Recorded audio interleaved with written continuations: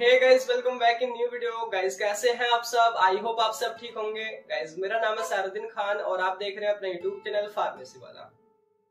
कोई भी सपना साकार करने के लिए सबसे जरूरी है सही कोच का होना। चुनिए फार्मेसी वाला को और करे अपने B pharm and D pharm का सपना साकार। Download the app now.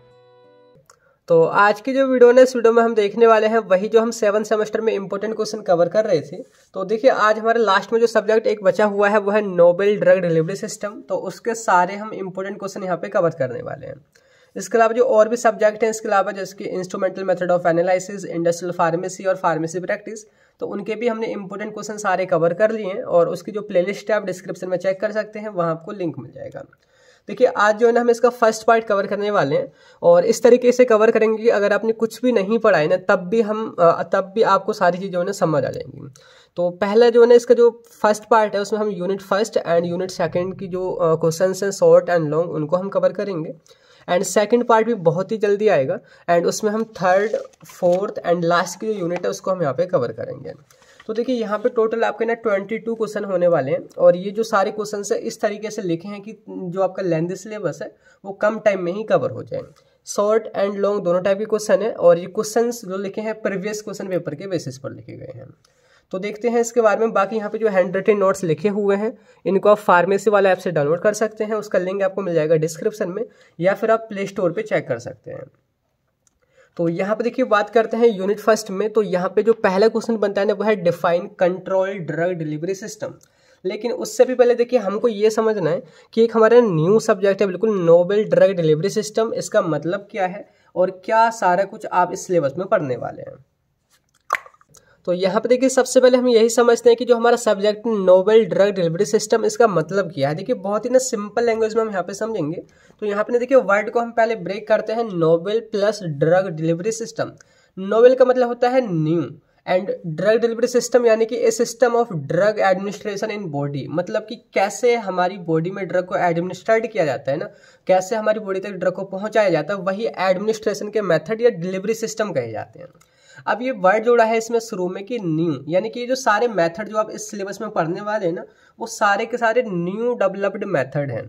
जैसे कि मैं आपको सिलेबस में दिखा दूं, जैसे कि यूनिट फर्स्ट में आप देखोगे यहाँ पे है कंट्रोल्ड ड्रग डिलीवरी सिस्टम, एक नया मेथड है। अभी मैं आपको डिफ्रेंशिएट करके बताऊंगा। नेक्स्ट आप देखोगे यहाँ पे है mucosal drug delivery system, implantable drug delivery system, transdermal drug delivery system, gastro retentive drug delivery system. तो सारे के सारे जो मेथड यहाँ पे दिए गए हैं हमारी ड्रग को बॉडी में पहुंचाने के लिए वो न्यूली डेवलप्ड है। अब थोड़ा हमने समझते हैं कि नया पुराना ये है क्या। देखिए आजकल जो आप मेडिसिन लेते हैं, जिसकी टैबलेट की बात करें, सिरप की बात करें, कैप्सूल की बात करें, इंजेक्शन की बात करें, तो वो जो सारे मेथड हैं उनको हमने ट्रेडिशनल मेथड कहते हैं, या बोलते वो पुराने मेथड हो चुके हैं। शुरू से लेकर के अभी तक हम उन्हीं मेथड को यूज़ करते आ रहे हैं। जैसे कि जो हम सिरप लेते हैं, सिंपली हमने सिरप ढक्कन में निकाली और उसको हमने पी लिया। ऐसे ही टैबलेट को हमने लिया, कैप्सूल को हमने लिया। तो ये जो सारे मेथड है ना पुराने, उनमें ना कुछ दिक्कतें हैं और उन्हीं दिक्कतों को ओवरकम करने के लिए जो नए मेथड है वो डेवलप किए गए हैं और उन्हीं को हम यहाँ पे डिस्कस करेंगे अच्छे से। तो यहाँ पे देखिए सबसे पहले ना हम देखिए वही बात करते हैं कि ये ट्रेडिशनल या कन्वेंशनल ड्रग डिलीवरी सिस्टम होते क्या है। तो लिखा है कि these are oldest method of drug administration and drug release in body. जिसके अंदर आते हैं जो हम मेडिसिन ओरली लेते हैं, जैसे कि हमारी सिरप, कैप्सूल या फिर हमारी कोई भी टैबलेट वगैरह है, वो हमारे पुराने मेथड हो चुके हैं क्योंकि शुरू से लेकर के अभी तक हम उनका यूज़ करते आ रहे हैं, है ना। ऐसे टॉपिकली जो हम अप्लाई करते हैं, जैसे क्रीम हुआ, ऑइंटमेंट वगैरह हुए, तो उनको हम टॉपिकली अप्लाई करते हैं, वो भी पुराने मेथड है। इंजेक्शन जिनको हम वेंस में लगाते हैं या मसल में लगाते हैं, वो भी पुराने मेथड है। एंड लास्ट में है इनहेलेशन मेथड। तो देखिए जो सारे मेथड है ना इनमें ना कुछ दिक्कतें हैं, कुछ प्रॉब्लम्स हैं और उन्हीं दिक्कतों को ठीक करने के लिए ना न्यू मेथड यहाँ पे डेवलप किए गए हैं और उन्हीं को इसी वजह से ना न्यू या बोलते हैं नोबेल ड्रग डिलीवरी सिस्टम कहते हैं। क्लियर हो गया। अब हम यहाँ पे ये समझते हैं कि कौन कौन सी प्रॉब्लम है पुराने सिस्टम में जिसकी वजह से न्यू सिस्टम यहाँ पे डेवलप किए गए हैं। तो देखिए सबसे पहले देखिए जो सारी चीज़ें हाईलाइटेड यानी प्रॉब्लम्स हैं पुराने मेथड में और इन्हीं को ठीक करने का काम करते हैं हमारे new method of drug administration. पहला है रिपीटेड डोजिंग। देखिए जब भी आप बीमार होते हैं तो आप अक्सर सुबह शाम दोपहर मेडिसिन को लेते हैं, है ना। डॉक्टर आपको लिख के देता है कि आपने सुबह लेनी है या आपने शाम लेनी है, उसके बाद भी कई दिन तक लगातार लेनी होती है। लेकिन अगर मैं कहूँ कि ऐसी भी मेडिसिन है, ऐसी भी टैबलेट हैं जिनको आप एक बार लोगे तो एक बार लेने के बाद भी महीनों भर या हफ्तों भर आपकी बॉडी में असर रहेगा, और कई बार केसेस में तो सालों भर भी असर रहता है। तो ये ऐसे ऐसे न्यू मेथड यहाँ पर डेवलप किए गए हैं जो कि बहुत ही कन्वीनियंट और पेशेंट के लिए फ़ायदेमंद है। क्योंकि देखिए कई बार तो हम जब डोज की ही बात करें तो कई बार जैसे खुराक लिख के दे देते हैं डॉक्टर, तो हम भूल जाते हैं, कोई मिस हो जाती है, कोई हम 2 घंटे बाद खाते हैं, कभी हम जल्दी खा लेते हैं, तो यहाँ पे डोज डंपिंग भी नहीं होती है। तो पहला है रिपीटेड डोजिंग, मतलब कि ये इशू है हमारी पुरानी जो मेडिसिन हैं या उनके एडमिनिस्ट्रेशन में। सेकेंड है high dose dumping. High dose dumping का मतलब यही है कभी हम उसको जल्दी खा लेते हैं, कभी मिस कर देते हैं पूरी डोज को, और कई बार वो लेट खा पाते हैं, है ना। तो ये हाई डोज डंपिंग भी इसका मतलब कि प्रॉब्लम है हमारे पुराने सारे मेथड में। नेक्स्ट है fluctuation in plasma drug level. जब भी हम उन मेडिसिन को लेते हैं तो उनका लेवल कॉन्स्टेंटली जो हमारा ब्लड है उसमें सेम नहीं बने रहता है, बल्कि चेंज होता रहता है। तो ये फ्लक्चुएशन देखा जाता है। पुअर एब्जॉर्प्शन होता है, वो अच्छी तरीके से एब्जॉर्ब नहीं हो पाती, उनकी पुअर बायो अवेलेबिलिटी होती है, and high first pass metabolism होता है। अगर मैं कहूँ कि ये सारी प्रॉब्लम ठीक की जा सकती हैं नए मेथड से, तो वही सारे method novel drug delivery system कहे जाएंगे, जो कि अभी आप पढ़ने वाले हैं। सारा कुछ स्टार्टिंग से हम देखेंगे यूनिट फर्स्ट में, और इसी वजह से इस जो पूरा सिलेबस है, सब्जेक्ट है, उसका नेम हमें पढ़ा है नोवेल ड्रग डिलीवरी सिस्टम। तो यहाँ पे लिखा है कि to overcome these problem of oldest drug delivery system new methods are developed which known as novel drug delivery system. Clear हो गया। तो अब स्टार्टिंग में आप डेफिनेशन देखोगे ना, वही डेफिनेशन यहाँ पे लिखी हुई है, आप इसको पढ़ सकते हैं। इसमें कौन कौन से मेथड होते हैं वही जो हमारे सिलेबस में दे रखे हैं, सारे मैंने लिख रखे हैं। Control drug delivery system, micro encapsulation, mucosal drug delivery system, implantation वगैरह। अब देखिए ये अभी हमने एक बेसिक कॉन्सेप्ट देखा है कि आप इस चैप्टर में या इस सब्जेक्ट में क्या पढ़ने वाले हैं। तो यहाँ पे देखिए सबसे पहले हम बात करते हैं जो हमारी यूनिट फर्स्ट है ना, देखिए वो है कंट्रोल ड्रग डिलीवरी सिस्टम। तो पहले क्वेश्चन है यहीं से बनता है। तो लिखा है कि डिफाइन कीजिए कंट्रोल ड्रग डिलीवरी सिस्टम होता क्या है और इसके ना अपने एडवांटेज बताने हैं। ये क्वेश्चन है शॉर्ट में बनता है 2 मार्क्स में। तो अगर आपने ये क्वेश्चन समझ लिया ना, आगे जो भी क्वेश्चन आएंगे ना इस यूनिट से आपको ना इजी हो जाएंगे। तो बहुत ही सिंपल तरीके से समझते हैं। देखिए मैंने यहाँ पे वर्ड को ब्रेक कर रखा है, controlled plus drug delivery system. Controlled का मतलब यहाँ पे लिखा है यानी कि जो हमारे वश में हो, mean our control on drug release, कि इस मेथड में जो भी मेडिकामेंट जो भी फॉर्मुलेशन बनाए जाते हैं ना, उनके रिलीज पर हमारा कंट्रोल रहता है। ठीक है। सेकंड है कि ड्रग डिलीवरी सिस्टम का मतलब है कि मेथड ऑफ ड्रग एडमिनिस्ट्रेशन, किसी भी ड्रग को बॉडी में इंजेक्ट करने का तरीका है, एक न्यू मेथड है। तो देखिए सिंपली क्या होता है, जो हमारी ट्रेडिशनल जो मेडिसिन है ना, जैसे कि हमारी सिरप है, टैबलेट है, जब आप उसको ले लेते हैं आपके पेट में चलेगी तो आपका कुछ भी कंट्रोल नहीं रहता, वो अपने अकॉर्डिंग रिलीज होती रहती हैं, कम या फिर ज़्यादा होती हैं। लेकिन ये ऐसी मेडिसिन हैं, ऐसी मेडिकामेंट, ऐसे तरीके हैं जिनके रिलीज पर ना आपका कंट्रोल रहेगा। कैसे, अभी हम आगे समझेंगे। सिंपल पहले आप डिफाइन कर दो कि control drug delivery system is a new drug delivery system in which we can control the release of drug according to our need, यानी कि हम अपनी नीड के अकॉर्डिंग किसी भी ड्रग का यहाँ पे ना रिलीज के रेट को कंट्रोल कर सकते हैं। वही आपका CDDS कहा जाता है, शॉर्ट में हम इसको ना CDDS कहेंगे। ठीक है।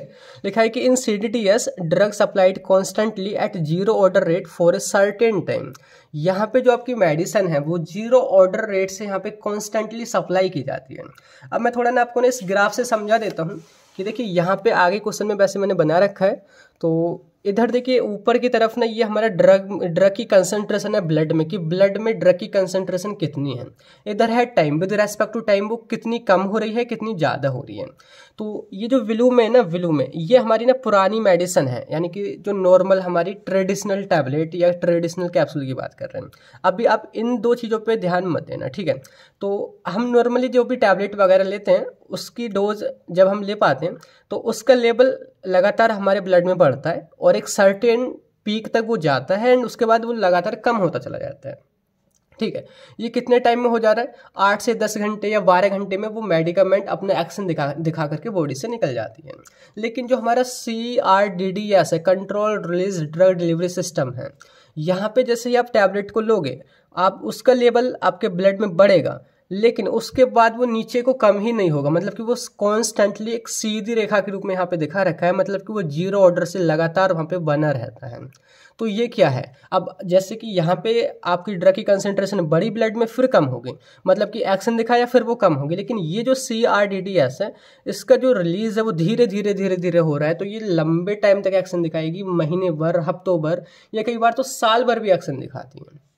क्लियर हुआ। तो यहाँ पे इसके रिलीज को कैसे कंट्रोल किया है यही हम समझेंगे इसमें, जो कि हम लॉन्ग क्वेश्चन में समझेंगे, पर शॉर्ट में आपने सिंपल समझा है कि CRDDS है क्या। क्लियर हुआ। अब तीसरा मैं एक और बता दूं कि जो ब्लैक में आप देख रहे हो ना, ये वाली जो लाइन है, ये हमारी कन्वेंशनल टैबलेट नहीं है, पुरानी टैबलेट नहीं है, लेकिन ये एक अलग टाइप की टैबलेट, जिसको हम सस्टेन्ड रिलीज टैबलेट कहते हैं, जो धीरे धीरे से रिलीज होती है। मतलब कि ये कॉन्स्टेंटली इसका जो ड्रग का लेवल है ना, वो हमारे ब्लड में नहीं बना रहता, लेकिन as compare to conventional tablet वो लंबे टाइम तक असर दिखा दिया। इसकी यहाँ पे हमने दिखा रखा है, ये आपने टैबलेट ली, इसका लेवल बढ़ा, और ये धीरे धीरे 18 से 24 घंटे में बॉडी से बाहर निकलेगी। जो हमारी नॉर्मल टैबलेट है वो 10 से 12 घंटे में ही अपना एक्शन दिखा के बाहर चली जाती है। लेकिन जो अभी हम पढ़ रहे हैं CRDDS, वो लगातार हफ्ते भर, महीने भर, कई बार तो साल भर भी वो अपना एक्शन दिखाती है। अभी कैसे एक्शन दिखाती है ये क्वेश्चन बहुत इंपॉर्टेंट हो जाता है, ये जो कि हम आगे आपको बताएंगे। क्लियर हुआ। क्या है CDDS, तो सिंपल ये इस तरीके से आपने डिफाइन करना है।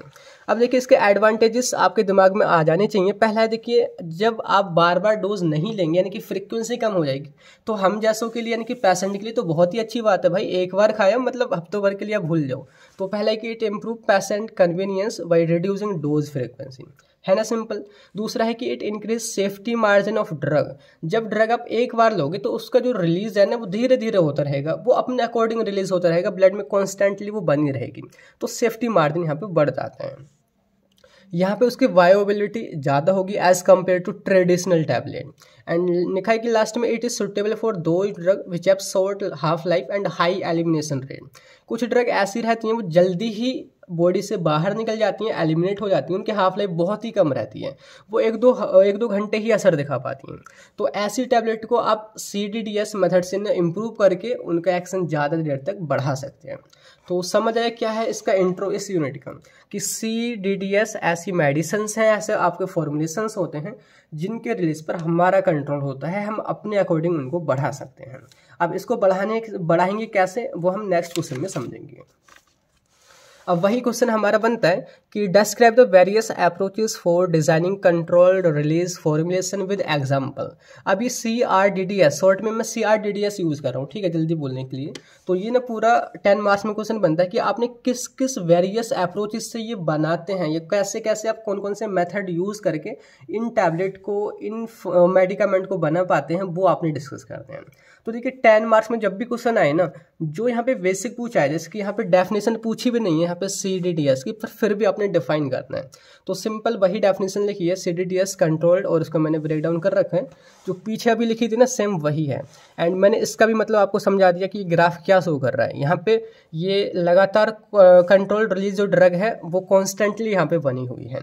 तो यहाँ पे ना इसी को हम समझने वाले हैं कि ये ऐसे लगातार क्यों यहाँ पे बनी हुई है, आखिर कैसे ये मेडिसिन डेवलप की जाती हैं, कैसे ये बनाई जाती हैं। तो यहाँ पे देखिए एक चीज़ मैंने यहाँ पे लिखी है कि control drug doses form are formulated by using polymer matrix. अब एक न्यू वर्ड यहाँ पे ऐड मैं कर रहा हूँ, आपने ना ये समझो पूरी 5 मिनट में ये बार बार यूज करना पड़ेगा, वो है पॉलीमर। अभी पॉलीमर क्या होते हैं, पॉलीमर आपके नेचुरल और सिंथेटिक दोनों टाइप के प्रोडक्ट होते हैं। जैसे कि नेम इंडिकेट कर रहा है ना, पॉली का मतलब होता है कई सारे, और मर माने उसका पार्ट, यानी कि एक सिमिलर पार्ट कई सारे जुड़े रहते हैं, वही पॉलीमर कहे जाते हैं। आपने कई बार पढ़े भी होंगे पहले। जैसे कि हमारे जो ट्रेन जो होती है, ट्रेन की बात करें एग्जांपल से समझो कि जैसे कि आपकी ट्रेन है, ट्रेन में कई सारे कंपार्टमेंट सिमिलर एक जैसे जोड़े रहते हैं, एक लंबी चैन बना लेते हैं, और ट्रेन एक बहुत ही अच्छा एग्जांपल है पॉलीमर का। तो पॉलीमर जो होते हैं सेम ऐसे ही आपके कंपाउंड होते हैं, जिसमें छोटे छोटे मोनोमर मिलकर के लंबी चैन बना लेते हैं। एक को हम यहाँ पे मोनोमर बोलते हैं, कई सारों को मिला करके पॉलीमर बोलते हैं। अभी पॉलीमर करता क्या है, जैसे कि सिंपली हमारी कोई टैबलेट है, अब ये टैबलेट है ना, टैबलेट को ना इस तरीके से डिज़ाइन करते हैं पॉलीमर में मिक्स करके कि एकदम पॉलीमर उसको ना जकड़ के रखता है और उसको ना ईजिली रिलीज नहीं होने देता है। सपोज करो बाहर जो है पॉलीमर हमने चढ़ा दिया और अंदर अपनी मेडिसिन को रख दिया। अब देखिए जब तक पॉलीमर बाहर से डिजोल्व नहीं होगा, बाहर से वो टूटेगा नहीं, फटेगा नहीं, तब तक ये मेडिसिन रिलीज नहीं होगी। और ये एक साथ भी डिजोल्व नहीं होता। अगर सपोज करो यहाँ से डिजोल्व हो गया, मैं दूसरी पेन यूज़ कर लेता हूँ। सपोज करो कि अगर ये यहाँ से रिलीज हो गया या यहाँ से डिजोल्व हो गया तो मेडिसिन धीरे धीरे ही रिलीज होगी, ऐसा नहीं कि एक संग यहाँ पे फट जाएगा। आप सिंपल, मैं आपको एक बहुत जनरल एक एग्जांपल देता हूँ। आपने कभी ऐसी वाली टॉफ़ी खाई है जो मैं तो खाई है बचपन में कई बारी, कि जो बीच में, जैसे कि मैं सिंपल आपको बताता हूँ, जैसे कि बीच में जो है ना उसमें मसाला सा भरा रहता है, ठीक है, मुझे हंसी भी आ रही है बताते टाइम। उसमें मसाला सा भरा रहता है और साइड साइड में ना हरी सी रहती है, वो मीठी लगती है, अंदर नमकीन सी लगती है, बाहर वो मीठी सी लगती है। तो लगातार ही जो है ना वहाँ पे जब आप उसको मुंह में रख लेते हैं और उसको ना चूसने में मतलब कि आराम से बहुत अच्छा मज़ा आता है। मतलब जल्दी से अंदर खाओगे तो इतनी अच्छी नहीं लगेगी, तो धीरे धीरे धीरे धीरे उसकी ना बाहर की जो परत है वो यहाँ से पतली होती जाती है, जो मीठी चीज़ है, और फिर लास्ट में जा कर के नमकीन यहाँ पे आता है अंदर का। ये समझो वही अंदर मेडिसिन है और उसके बाहर चारों तरफ यहाँ पे ना पॉलीमर की परत चढ़ी हुई है। जब तक पॉलीमर डिसॉल्व नहीं होगा आपकी मेन ड्रग यहाँ से रिलीज नहीं होगी। तो यहाँ पे वही कॉन्सेप्ट है कि एक तरीके से ना पॉलीमर में हमारी ड्रग जकड़ी रहती है और उसके रेट को हम इस तरीके से कंट्रोल कर लेते हैं पॉलीमर की लेयर को चढ़ा करके। अब ये मेथड कौन कौन से हैं, किस किस तरीके से पॉलीमर यहाँ पे चढ़ाया जाता है, वही इसके ना अप्रोचेस या बोले तो मेथड कहे जाते हैं CRDDS को डिज़ाइन करने के। तो यहाँ पे देखिए बात करें जो इसके जो मेथड है ना वो 3 है जो कि हमारे सिलेबस में दिए हुए हैं। जैसे कि लिखा है कि approaches to design controlled release formulation based on diffusion, dissolution and ion exchange principle. तो ये जो ना 3 मेथड हैं, तीनों हमने यहाँ पे करने हैं। पहला है डिसोल्यूशन कंट्रोल सिस्टम, सेकेंड है डिफ्यूजन कंट्रोल सिस्टम एंड तीसरा है आयन एक्सचेंज कंट्रोल सिस्टम। तो इसको ना देखिए बहुत ही बेसिक से समझते हैं सिंपल तरीके से। सपोज करो जैसे कि आप जनरली पहले समझ लो कि ये कोई इंसान है, इसको ना हम यहाँ पे टैबलेट दे रहे हैं पैरासीटामोल, मतलब जो नॉर्मली आजकल हम यूज़ कर रहे हैं। जब आप इसको दोगे तो ये ऑरली लेगा और ये जो ना स्टोमक में पहुँचेगी। यहाँ पे पहुँचने के बाद सबसे पहले ना इसका ब्रेकडाउन होगा, ये ना छोटे छोटे टुकड़ों में टूट जाएगी और उस प्रोसेस को हम यहाँ पे बोलते हैं डिसइंटीग्रेशन, यानी कि टूट जाना। अब टूटने के बाद में देखिए स्टोमक में ना यहाँ पे कुछ फ्लूइड भी भरा रहता है जिसको हम गैस्ट्रिक फ्लूइड या लिक्विड कहते हैं। अब उसमें जो आपकी टैबलेट है कुछ टाइम बाद डिजोल्व होने लग जाएगी और उस प्रोसेस को हम यहाँ पे बोलते हैं डिसोल्यूशन। पहले डिसइंटीग्रेशन होता है, फिर डिसोल्यूशन होता है। डिसोल्यूशन होने के बाद में यहाँ पे आपकी जो टैबलेट है इस प्लाज्मा मेम्ब्रेन को क्रॉस करके एब्जॉर्ब होती है ब्लड में और उसके बाद यहाँ पे वो एक्शन दिखाती है। ठीक है, अब देखिए क्या हो कि यहाँ पे जो हम डिसोल्यूशन के जो स्टेप उस पर अगर हम फोकस करें, जो हमारी ड्रग सॉल्वेंट में डिसोल्व हो रही है स्टोमक के अंदर, अगर हम उसको ही स्लो कर दें, मतलब पूरी तरीके से बंद नहीं करें उसके डिसोल्यूशन को, बल्कि थोड़ा धीमा कर दें, तो वो धीरे धीरे एब्जॉर्ब होगी, धीरे धीरे वो एक्शन दिखाती रहेगी।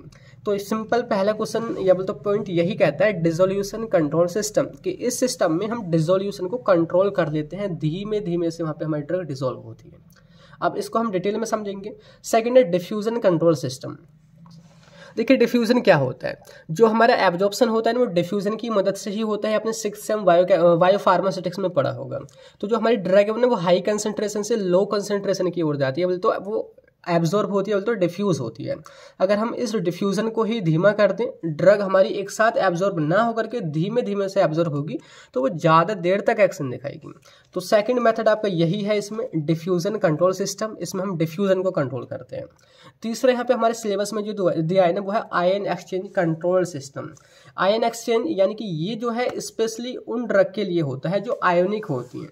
और ये जो कॉन्सेप्ट है आपने ना इंस्ट्रूमेंटल मेथड ऑफ एनालिसिस जो आयन एक्सचेंज क्रोमेटोग्राफी है ना, थोड़ा बहुत वहाँ पे भी समझा होगा। तो ये अलग मेथड है, इसको हम ना अलग से देखेंगे। तो इतना आपको समझ आया, तो ये सिंपल इस तरीके से यहाँ पे काम करेंगे। तो यहाँ पे देखिए वही जो हेडिंग है लिखी हुई है डिसोल्यूशन कंट्रोल सिस्टम। तो पहले हम समझते हैं कि डिसोल्यूशन का मतलब क्या होता है। मैंने सिंपल लिखा है, mean the process of dissolving of drug in body fluid. जो स्टोमक का फ्लूइड होता है उसमें ड्रग का डिसॉल्व होना ही डिसोल्यूशन कहा जाता है, जो कि मैंने यहाँ पे सिंपल दिखा रखा है। ये आपके छोटे छोटे टुकड़े हैं, अगर ये डिसॉल्व हो जाए सॉल्वेंट में तो यही डिसोल्यूशन कहा जाएगा।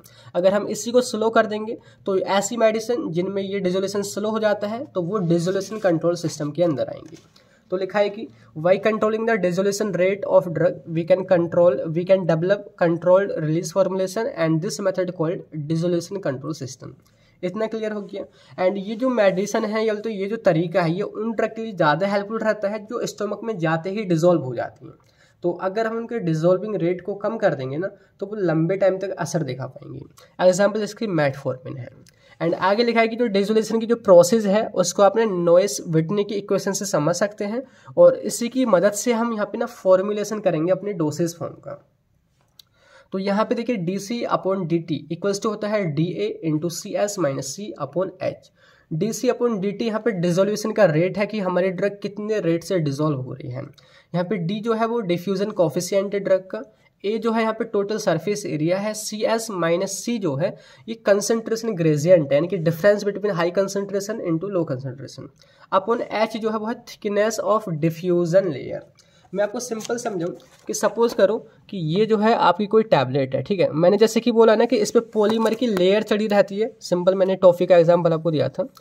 तो अब आप इस इक्वेशन से ये समझो कि यहाँ पे सिंपल दे रखा है कि ऊपर जो भी चीज़ें होती हैं वो जो आप जितना भी बढ़ाओगे उतना ही यहाँ पे डिसोल्यूशन का रेट फास्ट होगा। नीचे जो हमारा H दे रखा है ना वो है थिकनेस ऑफ डिफ्यूजन लेयर, यानी कि ये जो डिफ्यूजन लेयर है ना पॉलीमर की, आप इसको जितना मोटा रखोगे, जितना इसको चौड़ा रखोगे, हमारी ड्रग उतनी ही देर में डिसॉल्व होगी। तो सिंपल कॉन्सेप्ट इसका इसी इक्वेशन से लिया गया है कि हमने ना थिकनेस को यहाँ पे बढ़ाना है, पॉलीमर की थिकनेस को। अगर आप सरफेस एरिया ऊपर दे रखा है, अगर आप सरफेस एरिया को जितना ज़्यादा बढ़ाओगे उतना ही ज़्यादा डिसोल्यूशन रेट होगा। Surface area in the sense ये जो टैबलेट है अगर आप इसको तोड़ दोगे इस तरीके से उतनी ही जल्दी ये डिसॉल्व हो जाएगी। तो सिंपल हमने यहाँ पे थिकनेस पे फोकस करना है। तो इस मेथड में ना देखिए दो तरीके से आप इसकी डोसेज फॉर्म को यहाँ पे डेवलप कर सकते हैं। तो यहाँ पे देखिए लिखा है कि it can be prepared by 2 method. पहला है देखिए इनकैप्सुलेशन या रिजर्वायर डिवाइस एंड सेकेंड आपका मैट्रिक्स डिवाइस। देखिए अगर आपने इसका समझ लिया ना तो सेकंड मेथड आपको क्लियर हो जाएगा। तो देखिए पहले हम समझते हैं कि इनकैप्सुलेशन या रिजर्वायर डिवाइस ये होता क्या है। इनकैप्सुलेशन का मतलब होता है किसी भी ड्रग को एक कैप्सूल में या पॉलीमर में इनक्लोज कर देना, बंद कर देना, वही इनकैप्सुलेशन कहा जाता है। जिसकी हमारी जो टॉपी है, जो पल्स टॉपी है, उसमें जो बीच में जो नमकीन का जो मतलब कि चूरन सा रहता है उसको हम ना बाहर जो मीठी जो परत लेयर है उससे ढक देते हैं, वो भी एक तरीके का ना इनकैप्सुलेशन है। तो इस मेथड में सिंपल क्या है कि बाहर आपकी एक ये लेयर होगी पॉलीमर की, उसके अंदर आपकी सारी की सारी ड्रग भर दी जाएगी और यही मेथड इनकैप्सुलेशन या रिजर्वायर डिवाइस कहा जाता है। जैसे सिंपल ये जो पॉलीमर है एक रिजर्वायर की तरह काम करता है कि इसमें आप सारा कुछ भर सकते हैं। तो सिंपल इसमें क्या है कि in this method drug particles are coated और encapsulated by micro encapsulation technique with slowly dissolving polymer like cellulose, waxes और पीईजी यानी कि पॉलीइथाइलिन ग्लाइकोल। कि इसमें हम एक पॉलीमर के ना एक बोलते हैं रिजर्वायर बनाते हैं और उसी में ड्रग को फिल कर देते हैं। अब यहाँ पे यही जो पॉलीमर की जो लेयर है उसको डिसॉल्व नहीं होने देती है, लंबे टाइम तक वो डिसॉल्व हो पाते हैं। तो मैंने यहाँ पे सिंपल है कि टाइम 0 यानी कि स्टार्टिंग में वो बिल्कुल भी ड्रग इससे बाहर नहीं है, लेकिन टाइम टी के बाद मतलब कुछ घंटों के बाद या बोल सकते हैं 1-2 दिन के बाद या बोल सकते हैं तो इतनी ड्रग यहाँ से रिलीज हुई है। अब जितनी ड्रग यहाँ पे रिलीज हुई है वो एब्जॉर्ब हो जाएगी, वो अपना एक्शन दिखा देगी। बाकी अभी भी अंदर कुछ ड्रग बची हुई है जो बाद में एक्शन दिखाएगी। तो ये हो गया आपका इनकैप्सुलेशन मेथड या रिजर्वायर डिवाइस। रिजर्वायर हम इसलिए बोल रहे हैं कि यहाँ पे ये जो पॉलीमर की जो चारों तरफ जो गोलाकार है ना ये एक रिजर्वायर की तरह काम कर रहा है। सेकंड जो मेथड ने देखी वो है इसमें मैट्रिक्स डिवाइस। मैट्रिक्स का मतलब समझो मैंने सिंपल लिखा है मीन एनी मोल्ड या पैटर्न ऑफ पॉलीमर, किसी भी पॉलीमर का सांचा, मतलब कि पॉलीमर का ना सांचा या बोलते शेप होता है, उसमें ना हम मेडिसिन को ना डिस्पर्स कर देते हैं। जैसे कि इस तरीके से होता है, मैंने यहाँ पे दिखा रखा है कि ये जो है ना जैसे कि ये जो ब्लैक में जो है ना ये पॉलीमर है। अब पॉलीमर में ना हमने हर एक जगह थोड़ा थोड़ा करके इस तरीके से ना टैबलेट को या जो भी आपकी मेडिकामेंट है ना उसको यहाँ पे ना डिस्पर्स कर रखा है। अब ये जो पॉलीमर का जो रेशे है या जो भी पॉलीमर है पूरा इस टैबलेट को ना जकड़ के रखता है, वो इजीली रिलीज नहीं होने देता है तो डिसॉल्व नहीं होने देता। तो ये एक तरीके का ना मैट्रिक्स एक ढांचा बनाता है, तो इसको हम बोल देते हैं मैट्रिक्स डिवाइस। लेकिन पहला वाला क्या था, केवल बाहर एक सर्कुलर एक मेम्ब्रेन टाइप सी थी और ये बाहर से बस घेर के रखता था, अंदर हम इसमें भर देते थे। तो सिंपल यहाँ पे क्या लिखा है कि in this method drug is uniformly dispersed in a rate controlling membrane polymer matrix. यहाँ पे एक रेट कंट्रोलिंग मेम्ब्रेन होती है पॉलीमर की, उसमें अपनी ड्रग जो है वो डिस्पर्स कर दी जाती है। यहाँ पे एज ए पॉलीमर आप वीज वैक्स का यूज़ कर सकते हैं, कार्नोवा वैक्स का यूज़ कर सकते हैं, कैस्टर ऑयल का यूज़ कर सकते हैं, वैक्सीज का यूज़ कर सकते हैं।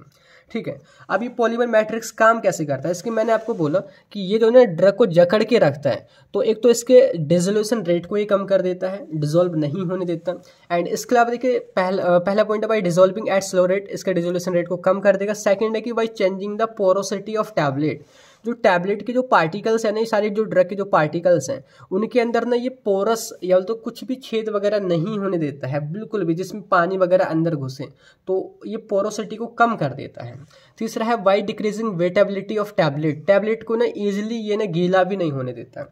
तो इस तरीके से ये जो है डिसोल्यूशन को कम कर देता है। जब डिसोल्यूशन कम हो जाएगा मतलब कि एब्जॉर्प्शन कम होगा, एब्जॉर्प्शन कम होगा मतलब कि ड्रग अपना धीरे धीरे असर दिखाएगी। तो ये इस तरीके से आपने दिखाना है कि टाइम 0 पे ये कुछ इस तरीके से था, और टाइम t के बाद में थोड़ी थोड़ी ड्रग यहाँ से रिलीज होने लगी जो कि अब एक्शन दिखाएगी। ठीक है, तो अभी जो आपने देखा है ना, ये डिसोल्यूशन कंट्रोल सिस्टम देखा है जिसमें हम डिसोल्यूशन को कंट्रोल कर रहे हैं किसी भी ड्रग को। अब देखिए सेकंड देखिए वो है डिफ्यूजन कंट्रोल सिस्टम, तो यहाँ पे हम डिफ्यूजन को कंट्रोल करेंगे। तो सिंपल यहाँ पे लिखा है कि डिफ्यूजन क्या होता है, पहले आप समझ लो कि mean movement of drug from higher concentration to lower concentration, वही आपका डिफ्यूजन कहा जाता है। तो डिफ्यूजन पर ही वेस्ट होता है आपका एब्जॉर्प्शन। अब ये कैसे यहाँ पे काम करता है, तो लिखा है कि by controlling the rate of diffusion of drug we can develop controlled release formulation and this method called diffusion control system. इसी डिफ्यूजन के रेट को कंट्रोल करके हम CRDDS को डेवलप कर सकते हैं, और इस मेथड को हम बोलेंगे डिफ्यूजन कंट्रोल सिस्टम। और ये जो है किससे समझा जा सकता है, एक फिक्स का लॉ होता है जो कि आपने पढ़ा होगा डिफ्यूजन का, J = -D × dC/dx। तो यहाँ पे देखिए J जो है वो रेट ऑफ डिफ्यूज़न है, यानी कि फ्लक्स कितने रेट से डिफ्यूज़न हो रहा है वो। यहाँ पे D जो है डिफ्यूज़न कोफिशिएंट है, और माइनस ये जो साइन है ये इंडिकेट कर रहा है कि जो ड्रग की कंसंट्रेशन है वो लगातार कम हो रही है। dC/dx जो है यहाँ पे ये change in the concentration, C जो है change in the concentration with respect to change in the distance, dx जो है यहाँ पे डिस्टेंस है। तो ये इससे आपने फॉर्मुलेशन को तैयार करना है। कैसे करना है, इसमें भी देखिए दो ही सिस्टम है, एक है रिजर्वायर डिफ्यूजन टाइप और दूसरा है मैट्रिक्स डिफ्यूजन टाइप। सेम इसमें भी ऐसा ही होता है, जिसकी मैं आपको दिखा दूं कि ये जो है चारों तरफ आप देखोगे पॉलीमर की यहाँ पे लेयर रहती है, और उसमें आपकी ड्रग को भर देते हैं, और ये भी आपको ना रिजर्वायर डिफ्यूजन सिस्टम कहा जाता है। अब देखिए ये जो फोकस करता है ना, ये डिसॉल्विंग पे फोकस नहीं करता, ये डिसॉल्विंग को कंट्रोल नहीं करता, बल्कि यहाँ से जो ड्रग है हाई कंसंट्रेशन से लो कंसंट्रेशन, क्योंकि देखिए बाहर ड्रग नहीं है, इधर ज़्यादा कंसंट्रेशन है, तो हाई कंसंट्रेशन से लो कंसंट्रेशन में ये जाने नहीं देता है, ये बोलते धीमे धीमे रिलीज करने देता है, और इसी को हम बोलते हैं डिफ्यूजन कंट्रोल सिस्टम। तो सिंपल आप कैसे लिख सकते हैं कि इस सिस्टम में लिखा है कि in this system drug is enclosed in water insoluble polymer which controls release rate of drug. इसमें जो पॉलीमर यूज होते हैं जिसकी इथाइल सेलुलोज है, पॉलीविनाइल एसीटेट है। मैंने यहाँ पे आगे लिखा है कि here rate controlling mechanism is that drug will partition into membrane and exchange with the fluid surrounding the drug by diffusion. कि यहाँ पे जो ना इसका मैकेनिज्म ये है कि जो ड्रग जो है वो धीमे धीमे से यहाँ पे रिलीज होगी हाई कंसंट्रेशन से लो कंसंट्रेशन की तरफ, और इसके बदले में यहाँ पे पानी एंटर करता है जो कि और भी ड्रग को यहाँ पे रिलीज कराता है। तो ये है इस तरीके से टाइम 0 पे ये इतना था, और टाइम t के बाद में धीरे धीरे से रिलीज यहाँ पे हो गया ड्रग का, जो कि एक्शन दिखाने लग जाएगी। अब सेकंड देखिए वो है मैट्रिक्स डिफ्यूजन टाइप। सेम वैसा ही है जैसे कि यहाँ पे हमारा मैट्रिक्स रहता है, यहाँ पे ड्रग के जो पार्टिकल्स है वो इस तरीके से डिस्पर्स्ड रहते हैं, और ये जो मैट्रिक्स उनको जकड़ के रखता है, इजीली डिफ्यूज नहीं होने देता है, यानी कि इनकी कंसंट्रेशन अंदर जाता है बाहर कम है, तो इनको ना इजीली बाहर नहीं जाने देता है, यानी कि हम यहाँ पे डिफ्यूजन को कंट्रोल कर रहे हैं। तो सिंपल आपने लिखना है कि इन दिस मेथड या in this system drug is dispersed uniformly in a water insoluble polymer matrix which control the rate of release of drug. ठीक है, and here rate of release of drug depends on the rate of drug diffusion and not on the rate of drug dissolution. यहाँ पे जो drug का जो release है वो diffusion पे डिपेंड करता है कि डिफ्यूजन कितना ज़्यादा हो रहा है कितना कम हो रहा है, डिसोल्यूशन पे डिपेंड नहीं करता, क्योंकि यहाँ पे जो पॉलीमर है उसका काम ही यही है डिफ्यूजन को स्लो करना। अब ये ड्रग जो यहाँ पे बिखरी हुई है जितनी ईजिली यहाँ से निकल पाएगी उतनी ही जल्दी एक्शन दिखाएगी, और अगर हम इसको कंट्रोल कर लेंगे धीमे धीमे से रिलीज करने देंगे तो ये धीमे धीमे से एक्शन दिखाएगी। तो ये इस तरीके से अभी आपने ना 2 इसके मेथड कवर कर लिए हैं। एंड इसके बाद देखिए नेक्स्ट मेथड देखिए वो है आयन एक्सचेंज कंट्रोल सिस्टम, जो कि आपको सिलेबस में दे रखा है। तो देखिए मैंने आपको पहले ही बोला था कि ये जो मेथड है ना उन ड्रग के लिए डिजाइन किया गया है जो आयनिक रहती है, मतलब जिन पर आयन्स रहते हैं, तो पॉजिटिव चार्ज रहेगा या नेगेटिव चार्ज रहेगा। तो सिंपल लिखना है कि this system design to control the release of ionic या आयनोजेबल ड्रग। जैसे कि कोई भी ड्रग, जैसे कि मैं आपको सिंपल यहाँ पे दिखा दूँ, कोई भी ड्रग जिसके ऊपर यहाँ पे पॉजिटिव चार्ज है तो आपकी आयनिक ड्रग है, कोई भी ड्रग यहाँ पे अगर उस पर नेगेटिव चार्ज है तो हमारी आयनिक ड्रग कही जाएगी। तो यही जो आयनिक ड्रग है इसके रिलीज को हम कैसे कंट्रोल करते हैं, तो वो इसी सिस्टम के थ्रू, यानी कि आयन एक्सचेंज कंट्रोल सिस्टम के थ्रू हम कर पाते हैं। तो इसमें क्या होता है, लिखा है कि in this system resin is used as carrier of drug. देखिए रेजिन क्या होता है, अगर आपने देखिए इंस्ट्रूमेंटल मेथड ऑफ एनालिसिस पढ़ी हो ना, वहाँ पे एक आयन एक्सचेंज क्रोमेटोग्राफी भी थी, तो वहाँ पे भी बताया था कि रेजिन एक ऐसे पॉलीमर होते हैं, पॉलीमर का एक टाइप होता है जिस पर आयंस रहते हैं, तो पॉजिटिव आयन या फिर नेगेटिव आयन। तो लिखा है कि resin are polymer which contain ions, जो कि वाटर में इनसॉल्युबल रहते हैं, या तो वो कैटाइन होंगे या एनाइन होंगे। अब ये रेजिन ही जो है ना वो ड्रग के साथ में ना बाइंड कर दिया जाता है, जैसे कि मैंने यहाँ पे आगे दिखा रखा है कि in this system ionic drug is combined with ion exchange resin. जैसे कि कोई ड्रग है जो कि आयोनिक है, जिस पर नेगेटिव चार्ज है, उसको हम पॉजिटिव रेजिन से बाइंड कर देंगे और एक ये बॉन्ड के थ्रू यहाँ पे जुड़ जाएंगे या अट्रैक्शन के थ्रू भी जुड़ जाएंगे। ठीक है, जैसे कि कोडीन जो है वो एम्बरलाइट रेजिन से जोड़ी जाती है। अब क्या होगा, जब तक रेजिन इससे जुड़ा रहेगा तो ड्रग आपकी फ्रीली मूव नहीं करेगी और वो ईजिली यहाँ से रिलीज नहीं हो पाएगी, अपना एब्जॉर्प्शन नहीं करा पाएगी। तो अब ये एब्जॉर्प्शन कराती कैसे है, कैसे आगे प्रोसेस होती है, तो यहाँ पे लिखा है कि when drug reached in GIT, जब भी हमें ड्रग स्टोमक में जीआईटी में पहुंच जाती है तो यहाँ पे ना आयन की एक्सचेंजिंग होती है।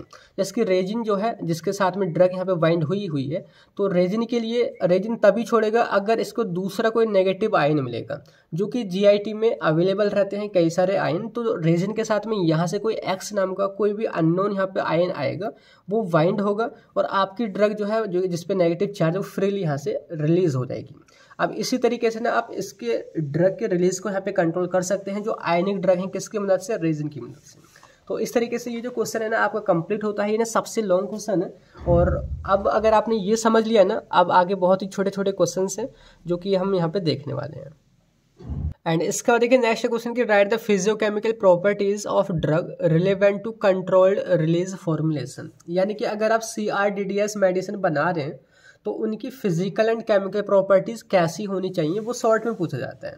तो यहाँ पे देखिए मैंने कुछ फिजिकल केमिकल प्रॉपर्टीज लिखी हैं, जैसे कि एक्वस सोल्युबिलिटी। जो हमारी ड्रग, अगर हम CRDDS की बात करें तो वो वाटर में ज़्यादा सोल्यूबल होनी चाहिए या फिर नहीं होनी चाहिए, वो आपने बताना है। तो देखिए जैसे कि अभी मैंने सिंपल आपको समझाया कि हम डिसोल्यूशन को कंट्रोल कर रहे थे, मतलब जो ड्रग जितनी जल्दी डिसॉल्व हो जाएगी उतनी ही जल्दी वो एब्जॉर्ब होगी, उतनी ही जल्दी एक्शन दिखा कर वो बाहर निकल जाएगी। तो हमारी जो ड्रग है CRDDS वो ना तो ज़्यादा सोल्यूबल हो, यानी कि सोल्यूबल भी हो पर ज़्यादा भी सोल्यूबल ना हो, तो आपने लिखना है कि good solubility but not very high. ठीक है। सेकंड है मोलिकुलर साइज। उनका मोलिकुलर साइज जितना छोटा से छोटा होगा, 400 डाल्टन से जितना कम रहेगा उतना ही अच्छा रहेगा। तो ये इसकी फिजिकल प्रॉपर्टी होगी। नेक्स्ट है पार्टीशन कोफिशिएंट। पार्टीशन कोफिशिएंट आप जानते होंगे, जिससे पता चलता है कि हमारी ड्रग हाइड्रोफिलिक है या लाइपोफिलिक है। देखिए ये इन दोनों में ना बैलेंस रहना चाहिए। अगर हमारी ड्रग केवल हाइड्रोफिलिक रहेगी तो वो हमारे स्टमक में डिसॉल्व तो हो जाएगी धीरे धीरे, पर वो जो है ना आपकी जो प्लाज्मा मेम्ब्रेन है उसको क्रॉस करके एब्जॉर्ब नहीं हो पाएगी। और अगर ड्रग हमारी केवल लाइपोफिलिक रही तो वो डिसॉल्व भी नहीं हो पाएगी हमारे स्टमक में, क्योंकि वहाँ पे लिपिड थोड़ी रहता है, वहाँ पे लिक्विड में जो है आपको मोस्टली वाटर रहता है। जब डिसॉल्व नहीं होगी तो एब्जॉर्ब भी कैसे होगी। तो ये आपका यहाँ पे बैलेंस रहना चाहिए हाइड्रोफिलिक में और लाइपोफिलिक में। नेक्स्ट है ड्रग स्टेबिलिटी। ड्रग स्टेबल रहनी चाहिए जीआईटी में, वो जाते ही एकदम डिसॉल्व नहीं हो जानी चाहिए किसमें, स्टोमक में, तो वो स्टेबल होनी चाहिए जीआईटी में, या वो एसिड की वजह से वहाँ पे ख़राब नहीं होनी चाहिए। नेक्स्ट है ड्रग पीकेए। पीकेए से पता चलता है कि हमारी ड्रग आयोनाइज्ड है या अनआयोनाइज्ड है। आयोनाइज्ड ड्रग वाटर में सॉल्युबल रहती हैं, अनआयोनाइज्ड ड्रग लिपिड में सॉल्युबल रहती हैं। तो इन दोनों में भी ना यहाँ पे ना बैलेंस रहना चाहिए, हमारी ड्रग आयोनाइज्ड भी रहे और अनआयोनाइज्ड भी रहे, मेंटेन रहना चाहिए। नेक्स्ट है mechanism and site of absorption, कि drug should not be absorbed by carrier mediated transport system. ऐसी कोई भी ड्रग जो कि कैरियर मीडिएटेड ट्रांसपोर्ट सिस्टम के द्वारा एब्जॉर्ब होती है। हमने एब्जॉर्प्शन के कई मेथड देखे थे बायोफार्मास्यूटिक्स 6 में, तो हमारी drug carrier mediated transport system से एब्जॉर्ब नहीं होनी चाहिए, क्योंकि वो इस मेथड से ना CRDDS के थ्रू नहीं बनाई जा सकती। तो ये है कुछ physical and chemical properties of CRDDS formulation. अब हम बात करते हैं, यहाँ पे नेक्स्ट क्वेश्चन आपको बनता है कि define polymer and write the role of polymer in formulation of controlled release drug. कि पॉलीमर क्या होते हैं वो आपने बताने हैं, क्योंकि देखिए अभी हम पॉलीमर की मदद से ही उसकी कवरिंग यहाँ पे कर पा रहे थे। तो वो होते क्या है, उनका क्या रोल है CRDDS में, वो आपने समझाना है। तो जैसे कि मैंने वहाँ भी बीच में आपको डिफाइन करके बताया था, आपको मैं यहाँ पे और इजी कर देता हूँ। वर्ड को हम ब्रेक करते हैं, पॉली प्लस मर। पॉली का मतलब होता है कई सारे, एंड मर का मतलब होता है पार्ट या तो सेगमेंट। यानी कि ये ऐसे कंपाउंड होते हैं जिसमें सिमिलर कई सारे कंपोनेंट, कई सारे पार्ट एक मिलकर के लंबी चेन या एक बड़ा मॉलिक्यूल बना लेते हैं, बड़ा कंपाउंड बना लेते हैं। वही आपके मोनोमर कहे जाते हैं, और सॉरी पॉलीमर कहे जाते हैं। और जिनसे मिलकर ये बनते हैं उनको हम यहाँ पे मोनोमर कहते हैं। इसके मैंने यहाँ पे सिंपल दिखा रखा है, कई सारे ये मोनोमर है और ये पॉलीमराइजेशन के द्वारा पॉलीमर बना लेते हैं। यानी कि पॉलीमर के बनने की प्रोसेस को हम पॉलीमराइजेशन कहते हैं। पॉलीमर के एग्जाम्पल इसकी पॉली इथाइलिन है, इथाइल सेलुलोज है, मिथाइल सेलुलोज है, HPMC है। इनमें से कम 5 नेम आप जरूर से ध्यान रख लो। जब आप 5 ध्यान रखोगे ना, जब जाके आपको 3 याद रख पाएंगे एग्जाम में। तो इतने तो आप एग्जाम्पल में ध्यान रखो। अब इसके हम रोल की बात करते हैं, तो क्या रोल होता है पॉलीमर का। तो polymer as a drug carrier काम करता है, ड्रग को ले जाने का काम करता है CRDDS में। ये मैट्रिक्स के बनाने में भी यूज होता है, और रिजर्वायर की जो हम यहाँ पे कवरिंग जो करते हैं, बाहर से लेयर चढ़ाते हैं, उसके भी बनाने में ये रोल अपना निभाते हैं। तो सिंपल लिखना है कि इट यूज इन मैट्रिक्स या reservoir system for controlling the rate of drug dissolution या डिफ्यूजन इन बॉडी। सेकेंड है कि polymer are compatible with our body. जो बायोडिग्रेडेबल पॉलीमर होते हैं ना, वो हमारी बॉडी के साथ कंपेटेबल होते हैं, उनका कोई साइड इफेक्ट वगैरह नहीं होता। एग्जाम्पल जो जेलेटिन है, जिससे हमारे कैप्सूल बनते हैं, soft gelatin, hard gelatin capsule, वो भी एक टाइप का पॉलीमर ही है। तो वो उसका हमारा बॉडी को कोई खराब असर नहीं है। नेक्स्ट है कि it increase the stability of drug. ये ड्रग की ना स्टेबिलिटी को भी बढ़ाता है। जब आप यहाँ पे कवरिंग करोगे बाहर से या मैट्रिक्स वगैरह ऐसे चढ़ाओगे, तो वो ड्रग ज़्यादा देर तक स्टेबल भी रह पाएगी। तो ये है पॉलीमर और उसका रोल CRDDS में। एंड इसका देखिए नेक्स्ट क्वेश्चन आपका देखिए शॉर्ट में यहाँ पे बनता है, जो कि define hydrodynamic pressure activated drug delivery system. एक ये न्यू मेथड है जो कि इसी यूनिट फर्स्ट में ही है, जो कि शॉर्ट में पूछा जाता है कि hydrodynamic pressure activated drug delivery system क्या होता है। कई बार ना प्रीवियस क्वेश्चन पेपर में पूछा गया है। तो देखिए पहले हमने इस वर्ड को समझते हैं, हाइड्रोडायनेमिक क्या है। देखिए हाइड्रो का मतलब होता है वाटर, एंड डायनेमिक का मतलब होता है मोशन। यानी कि जब वाटर हमारा फ्लो कर रहा होता है, मूव कर रहा होता है, तो उसके द्वारा जो प्रेशर लगाया जाता है ना, वो हाइड्रोडायनेमिक प्रेशर कहा जाता है। तो सिंपल है कि mean the pressure exerted by any fluid यानी कि water on an object in motion. जब भी वो मोशन में रह करके किसी भी ऑब्जेक्ट पे एक फोर्स लगाता है, वही हाइड्रोडायनेमिक प्रेशर कहा जाता है। अब यहाँ पे है हमारा क्वेश्चन कि hydrodynamic pressure activated drug delivery system, यानी कि एक ऐसा ड्रग डिलीवरी सिस्टम का मेथड जिसका जो रिलीज है, जो मेडिकेशन जो डिलीवर जो की जाती है, वो हाइड्रोडायनेमिक प्रेशर की मदद से की जाती है। कैसे, सिंपल समझो। तो मैंने यहाँ पे इसको इस तरीके से दिखा रखा है कि ये बाहर जो है ना पॉलीमर या यहाँ पे सेमी परमेबल मेम्ब्रेन रहेगी, ठीक है। तो यहाँ पे सेमी परमेबल मेम्ब्रेन मैंने यहाँ पे दिखा रखा है। इसके थ्रू ना वाटर एंटर कर सकता है, और इसमें हमारी मेडिकामेंट जो भी हमारी ड्रग है ना, यहाँ पे भरी हुई है, और इसमें ना छोटा सा होल ओरिफिस छोड़ा जाता है।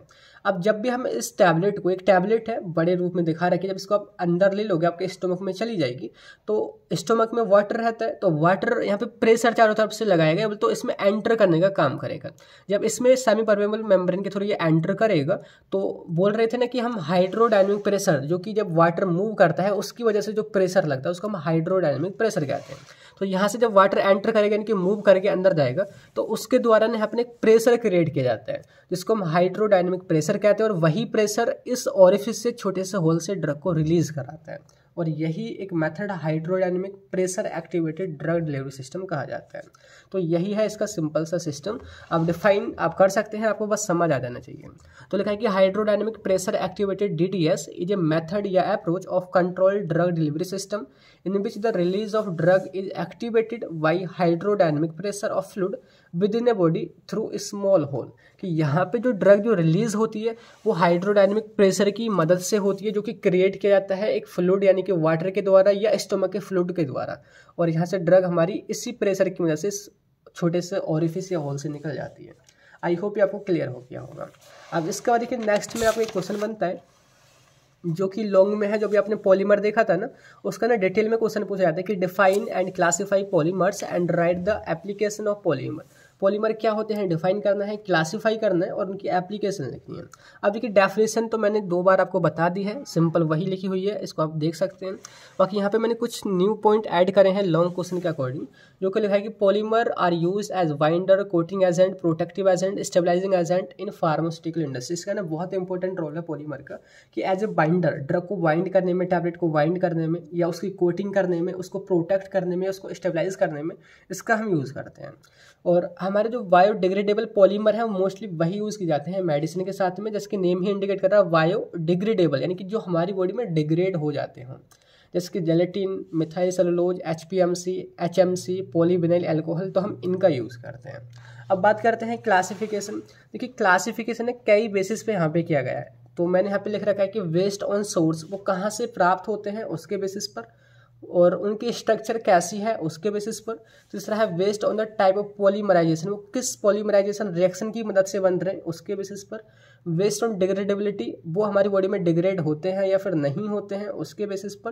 एंड लास्ट में है based on nature of polymer water interaction, अगर पॉलीमर वाटर के साथ इंटरेक्ट करता है तो कैसे करता है उसके बेसिस पर। तो यहाँ पे मैंने ना 3 बता रखे हैं और इतना ही इनफ रहेगा, क्योंकि बहुत लेंथी आपका क्वेश्चन बन जाएगा। तो पहले हम बात करते हैं वेस्ट ऑन सोर्स। तो सोर्स के बेसिस पर नहीं 3 टाइप के होते हैं, natural polymer, semi synthetic polymer और सिंथेटिक पॉलीमर। ऐसे पॉलीमर जो नेचुरली नेचर से आपको मिलते हैं वो आपके नेचुरल पॉलीमर कहे जाते हैं। इसके आपका जेलेटिन जो कि बोन से मिलता है, कोलेजन जो भी एनिमल से ही मिलता है, रबर जो कि पेड़ पौधों से मिलता है, सेलुलोज भी और एल्ब्यूमिन भी, तो ये आपके नेचुरल पॉलीमर है। सेकंड है सेमी सिंथेटिक। सेमी सिंथेटिक का मतलब है कि जो नेचुरल पॉलीमर है ना उसमें ही थोड़े से चेंजेस आप करोगे और आपका सेमी सिंथेटिक पॉलीमर बनेगा। जैसे सपोज समझो कि सेलुलोज हमारा नेचुरल पॉलीमर है, अगर सेलुलोज में हम यहाँ पे मिथाइल ग्रुप जोड़ देंगे तो ये मिथाइल सेलुलोज कहा जाएगा। अब ये आपका सेमी सिंथेटिक कहा जाएगा, क्योंकि जो आपका नेचुरल जो पॉलीमर था ना उसी में थोड़ा सा चेंज किया है। नेक्स्ट है सेलुलोज नाइट्रेट, इसमें नाइट्रेट ग्रुप जोड़ दिया। एंड एक और एग्जांपल है पॉलीप्रोपाइलिन, तो ये आपके सेमी सिंथेटिक पॉलीमर हो गए। नेक्स्ट है सिंथेटिक पॉलीमर, यानी कि इनको हम लैब में सिंथेसाइज करते हैं, जैसे कि HPMC जिसकी फुल फॉर्म रहती है हाइड्रोक्सी प्रोपाइल मिथाइल सेलुलोज और हाइड्रोक्सी इथाइल सेलुलोज। तो इनके 2 एग्जाम्पल आप इस तरीके से लिख सकते हैं। नेक्स्ट जो क्लासिफिकेशन है ना वो है बेस्ड ऑन स्ट्रक्चर, जहाँ पे उसके जो मोनोमर जो रहते हैं वो कैसे स्ट्रक्चर बनाते हैं, क्योंकि मोनोमर से ही तो मिलकर बनता है आपका पॉलीमर। तो यहाँ पे है लीनियर पॉलीमर, दूसरा है ब्रांच्ड चैन पॉलीमर, तीसरा है क्रॉस्ड लिंक्ड पॉलीमर। लीनियर का मतलब है कि जो कि एक सीधी रेखा में, कि यहाँ पे जो भी पॉलीमर जो रहता है उसकी जो स्ट्रक्चर रहती है, मोनोमर जो रहते हैं वो एक सीधी रेखा में कनेक्टेड रहते हैं और एक स्ट्रेट लाइन बनाते हैं। जैसे कि ये जो गोले गोले हैं ना छोटे छोटे, ये एक मोनोमर को इंडिकेट कर रहे हैं। कई सारे मोनोमर इस तरीके से जुड़े एकदम सीधी रेखा में, ये दूसरा कोई मॉलिक्यूल है इस तरीके से सीधी रेखा में। एग्जाम्पल जैसे कि नाइलॉन है, पॉलीइथीन है, PVC है, तो ये इसके लीनियर पॉलीमर के एग्जाम्पल है। नेक्स्ट देखिए वो है ब्रांच्ड चैन पॉलीमर, कि इसमें जो पॉलीमर जो रहते हैं ना वो स्ट्रेट चैन के साथ में ना साइड चैन भी कंटेन करते हैं। जैसे कि यहाँ पे ये पॉलीमर स्ट्रेट है और यहाँ पे साइड चैन भी यहाँ पे दिख रही है। इसका एग्जांपल जैसे कि ग्लाइकोजन है, एमाइलोपेक्टिन है और पॉलीपाइरोलिन है। ठीक है। नेक्स्ट देखिए है क्रॉस लिंक्ड पॉलीमर। यहाँ पे जो पॉलीमर है ना वो एक दूसरे से ना एक कोवलेंट बॉन्ड के द्वारा क्रॉस लिंक बना के रखते हैं और वही आपके क्रॉस लिंक्ड पॉलीमर कहे जाते हैं। इसकी ये एक अलग पॉलीमर है, ये अलग है, ये अलग है और ये इस तरीके से ना जुड़े पड़े हैं, या बोलते कॉम्प्लेक्स बना के रखते हैं। तो ये जिसका एग्जांपल वैकेलाइट, मेलामीन और फॉर्मल्डिहाइड रेजिन, तो ये इसी के एग्जांपल है। आई होप आपको क्लियर हो गया होगा। एंड लास्ट में देखिए ऑन द बेसिस ऑफ डिग्रेडेबिलिटी, कि जो पॉलीमर है वो नेचुरली हमारी बॉडी में डिग्रेड हो पाता है या नहीं हो पाता है उसके बेसिस पे। तो देखिए पहला है बायोडिग्रेडेबल पॉलीमर। बायो का मतलब होता है विद इन द बॉडी या किसी जीव के अंदर। डिग्रेडेबल मतलब कि डिग्रेड होना, विघटित हो जाना, टूट जाना या डिजोल्व हो जाना। तो ये जो पॉलीमर है नेचुरली मतलब कि बिना कुछ न्यू रिएजेंट या कोई भी सर्फेक्टेंट या कोई भी चीज़ एक्स्ट्रा ऐड किए ये नेचुरली डिजोल्व हो जाते हैं हमारी बॉडी में या डिग्रेड हो जाते हैं, जैसे जेलेटिन है, डेक्स्ट्रॉन है, पॉलीलैक्टिक एसिड है। नेक्स्ट आपका नॉन बायोडिग्रेडेबल पॉलीमर, कि ये जो पॉलीमर है वो अपने आप नेचुरली डिग्रेड नहीं होते, इनको डिग्रेड करने के लिए कुछ आपने एक्स्ट्रा चीज़ भी ऐड करनी होती है, जैसे कि इथाइल सेलुलोज है, PVC है, पॉलीविनाइल क्लोराइड एंड CA यानी कि सेलुलोज एसीटेट। तो ये हमने अभी तक जो देखा है ना, देखो इतने बड़े में क्लासिफिकेशन आया है इस पेज से लेकर, तो इतना इनफ हो गया क्लासिफिकेशन। अगर आप 5 लिखोगे तो बहुत ही लंबा हो जाएगा, क्या 7 मार्क्स में पूछे जाता है। ठीक है, अब इसके बाद देखिए हम बात करते हैं आइडियल प्रॉपर्टी क्या होती है पॉलीमर की। पॉलीमर कैसा होना चाहिए आइडियली, तो पहला है कि it should B inert and compatible with environment. ये इनर्ट रहना चाहिए, रिएक्शन नहीं करे हमारी ड्रग के साथ में, और हमारे इन्वायरमेंट यानी कि हमारे आसपास के इन्वायरमेंट साथ के साथ हमारी बॉडी का इंटरनल इन्वायरमेंट उसके साथ कॉम्पिटेबल हो, ठीक है, उसके अनुरूप हो। नेक्स्ट है कि नॉन टॉक्सिक होना चाहिए, कोई भी टॉक्सिसिटी शो नहीं करे। It should have good mechanical strength, इसकी मैकेनिकल स्ट्रेंथ अच्छी होनी चाहिए, एंड थोड़ा कठोर भी होना चाहिए, मतलब अकॉर्डिंग टू ड्रग ये मतलब कि अच्छे से उसको संभाल के रखें। नेक्स्ट है कि it should be easy to administer, ये इजीली एडमिनिस्ट्रेट किया जाना चाहिए, ऐसा होना चाहिए। It should be easily available and inexpensive, ज़्यादा खर्चीला ना हो, इजीली हमको मिल जाए, तो ये है इसके आइडियल प्रॉपर्टी। अब हम बात करते हैं डिटेल में कि एप्लीकेशन आपने बतानी है पॉलीमर की CRDDS में। तो देखिए पहला है कि पॉलीमर को एज ए ड्रग कैरियर हम यूज़ कर रहे हैं। अभी हमने जब उनका फॉर्मुलेशन देखा था तो रिजर्वायर को बनाने में या मैट्रिक्स को बनाने में हम पॉलीमर का यूज़ कर रहे थे CRDDS में। तो पहला पॉइंट ये हो गया। दूसरा कि पॉलीमर ऑल्सो हेल्प करता है टारगेटेड ड्रग डिलीवरी सिस्टम को डिज़ाइन करने में। अभी आप नेक्स्ट यूनिट में पढ़ोगे टारगेटेड ड्रग डिलीवरी सिस्टम, तो एक स्पेशल टारगेट पर ही ड्रग को ये रिलीज़ करता है, तो वो भी पॉलीमर का ही रोल है। नेक्स्ट है कि पॉलीमर इंप्रूव करता है ड्रग की स्टेबिलिटी को, ये उसको ना प्रोटेक्ट करके रखता है, उसकी स्टेबिलिटी को बढ़ा देता है। नेक्स्ट है कि polymer can enhance the solubility and bio availability of poorly soluble drug. कुछ पॉलीमर ऐसे भी होते हैं जो पुअरली सोल्यूबल ड्रग की सोल्युबिलिटी एंड बायो अवेलेबिलिटी को बढ़ा देते हैं, तो इसमें भी इसका रोल है। नेक्स्ट है कि polymer are used as coating material, जब हम कोटिंग करते हैं टैबलेट में तो उनकी कोटिंग में भी पॉलीमर का भी हम कई बार यूज़ करते हैं, उनकी पतली से फिल्म भी यूज़ की जाती है जिसको हम फिल्म कोटिंग कहते हैं, तो वहाँ भी पॉलीमर का रोल है। नेक्स्ट है कि polymer also use as binder, binder जो होता है टैबलेट का, टैबलेट में हम भर देते हैं, टैबलेट के सारे एक्सिपेंट को वो बांध के रखता है। ऐसे ही जो कैप्सूल की जो सेल होती है वो जेलेटिन की बनी होती है, वो भी आपके एक तरीके बाइंडर ही है जो कि सारे के सारे मेडिकामेंट को रोक के रख रहा है, तो वहाँ इसका रोल है। एंड आल्सो पॉलीमर को हम एज ए थिकनिंग एजेंट, ये थिकनेस को भी बढ़ाता है टैबलेट की, और डिसइंटीग्रेटर के रूप में भी यूज़ करते हैं, उसको ये ब्रेक भी करवाता है, मतलब अलग अलग टाइप के होते हैं। तो ये होगी application of polymer in CRDDS। तो इस तरीके से देखिए आपकी जो यूनिट फर्स्ट है ना, यहाँ पे जो भी क्वेश्चन बनते हैं वो हमने यहाँ पे सारे कवर कर लिए हैं। अब इसके बाद देखिए हम देखते हैं जो यूनिट सेकंड है उससे कौन कौन से क्वेश्चन बनते हैं। तो यहाँ पे देखिए यूनिट सेकंड की बात करें तो जो पहला क्वेश्चन बनता है ना, देखिए वो है define the term micro encapsulation, micro capsule and micro particle. कोई भी ना एक क्वेश्चन शॉर्ट में 2 मार्क्स में पूछा जाता है। तो देखिए स्टार्टिंग में माइक्रो इनकैप्सुलेशन के बारे में है, उसकी डेफिनेशन दी हुई है, और माइक्रो कैप्सूल, माइक्रो पार्टिकल वगैरह इसकी भी कई बार पूछ ली जाती है। तो सिंपल समझते हैं माइक्रो इनकैप्सुलेशन। देखिए वर्ड को हम ब्रेक करते हैं। माइक्रो का मतलब होता है स्मॉल, ये आप समझते हैं, एंड इनकैप्सुलेशन का मतलब है enclosing something by the coating, किसी भी मटेरियल को, किसी भी ड्रग को पॉलीमर की कोटिंग से ढक देना, उसको इनकैप्सुलेटेड कर देना, वही माइक्रो इनकैप्सुलेशन है। माइक्रो का इंडिकेशन है कि एक छोटी सी ड्रग के पार्टिकल को हम इनकैप्सुलेटेड करेंगे। तो सिंपल देखिए मैंने यहाँ पे दिखा रखा है कि ये ना कोई कोर ड्रग है, छोटा सा पार्टिकल है, पर यहाँ पे तो दिखाने में तो बड़ा बनाना पड़ेगा। कोई छोटा सा ड्रग का पार्टिकल है, उसके ऊपर हमने ना यहाँ पे कोटिंग जो मटेरियल है ना, यानी कि पॉलीमर की स्प्रे करी, स्प्रे करके उसको हमने इस तरीके से ना फैला दिया, उसको वेट कर दिया, गीला करके चिपका दिया, और फिर इसको हमने यहाँ पे स्प्रेड कर दिया, और अंदर जो ब्लू वाली आप यहाँ पे देख रहे थे वो टैबलेट जो मतलब मेन जो ड्रग थी वो ढक चुकी है, और बाहर से जो है रेड रेड पॉलीमर नज़र आ रहा है। तो यही जो है ना, जब हम छोटे से ड्रग के पार्टिकल को एक पॉलीमर की लेयर से ढक देते हैं, वही माइक्रो इनकैप्सुलेशन कहा जाता है। ठीक है, micro encapsulation is the process in which small particle या droplets of drug are enclosed within thin protective shell of coating material यानी कि पॉलीमर। क्लियर होगी पहली डेफिनेशन।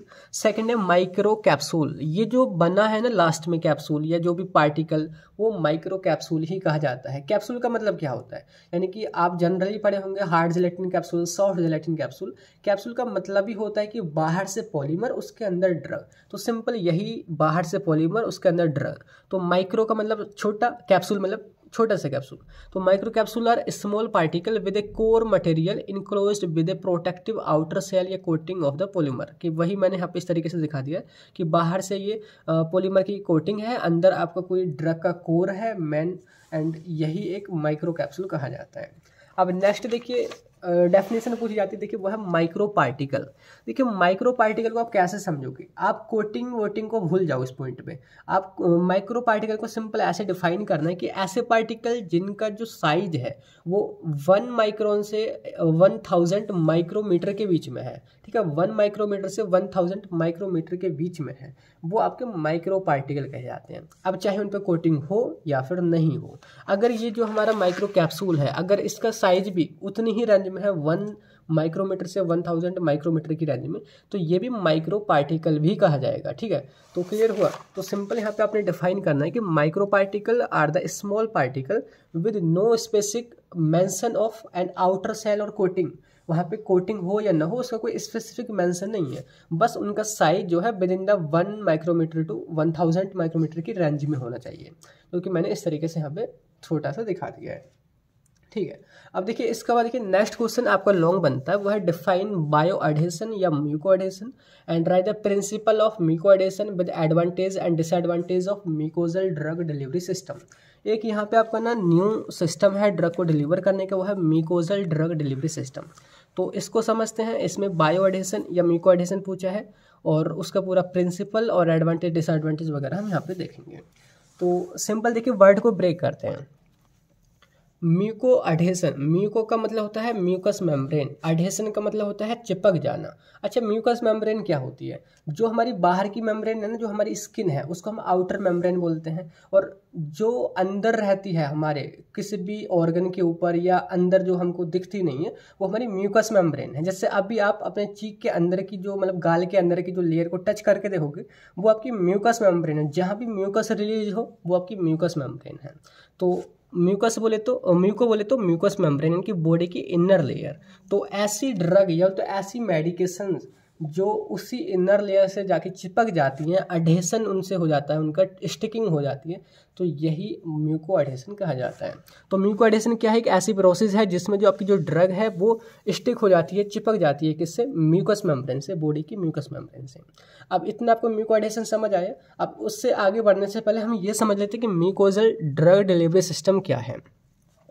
शॉर्ट में MDDS इसको हम बोल देते हैं। MDDS is a type of drug delivery system, एक ड्रग डिलीवरी सिस्टम का टाइप है जिसमें जो आपकी जो ड्रग जो होती है वो वही यानी कि म्यूकोसल जो आपकी म्यूकस मेम्ब्रेन है उससे चिपक जाती है और बहुत टाइम तक वो चिपकी रहती है, और इसी वजह से ना वो लंबे टाइम तक असर दिखाती है और उसकी वायो अवेलेबिलिटी ज़्यादा रहती है, तो वो कई बार लोकल एक्शन में दिखाती है।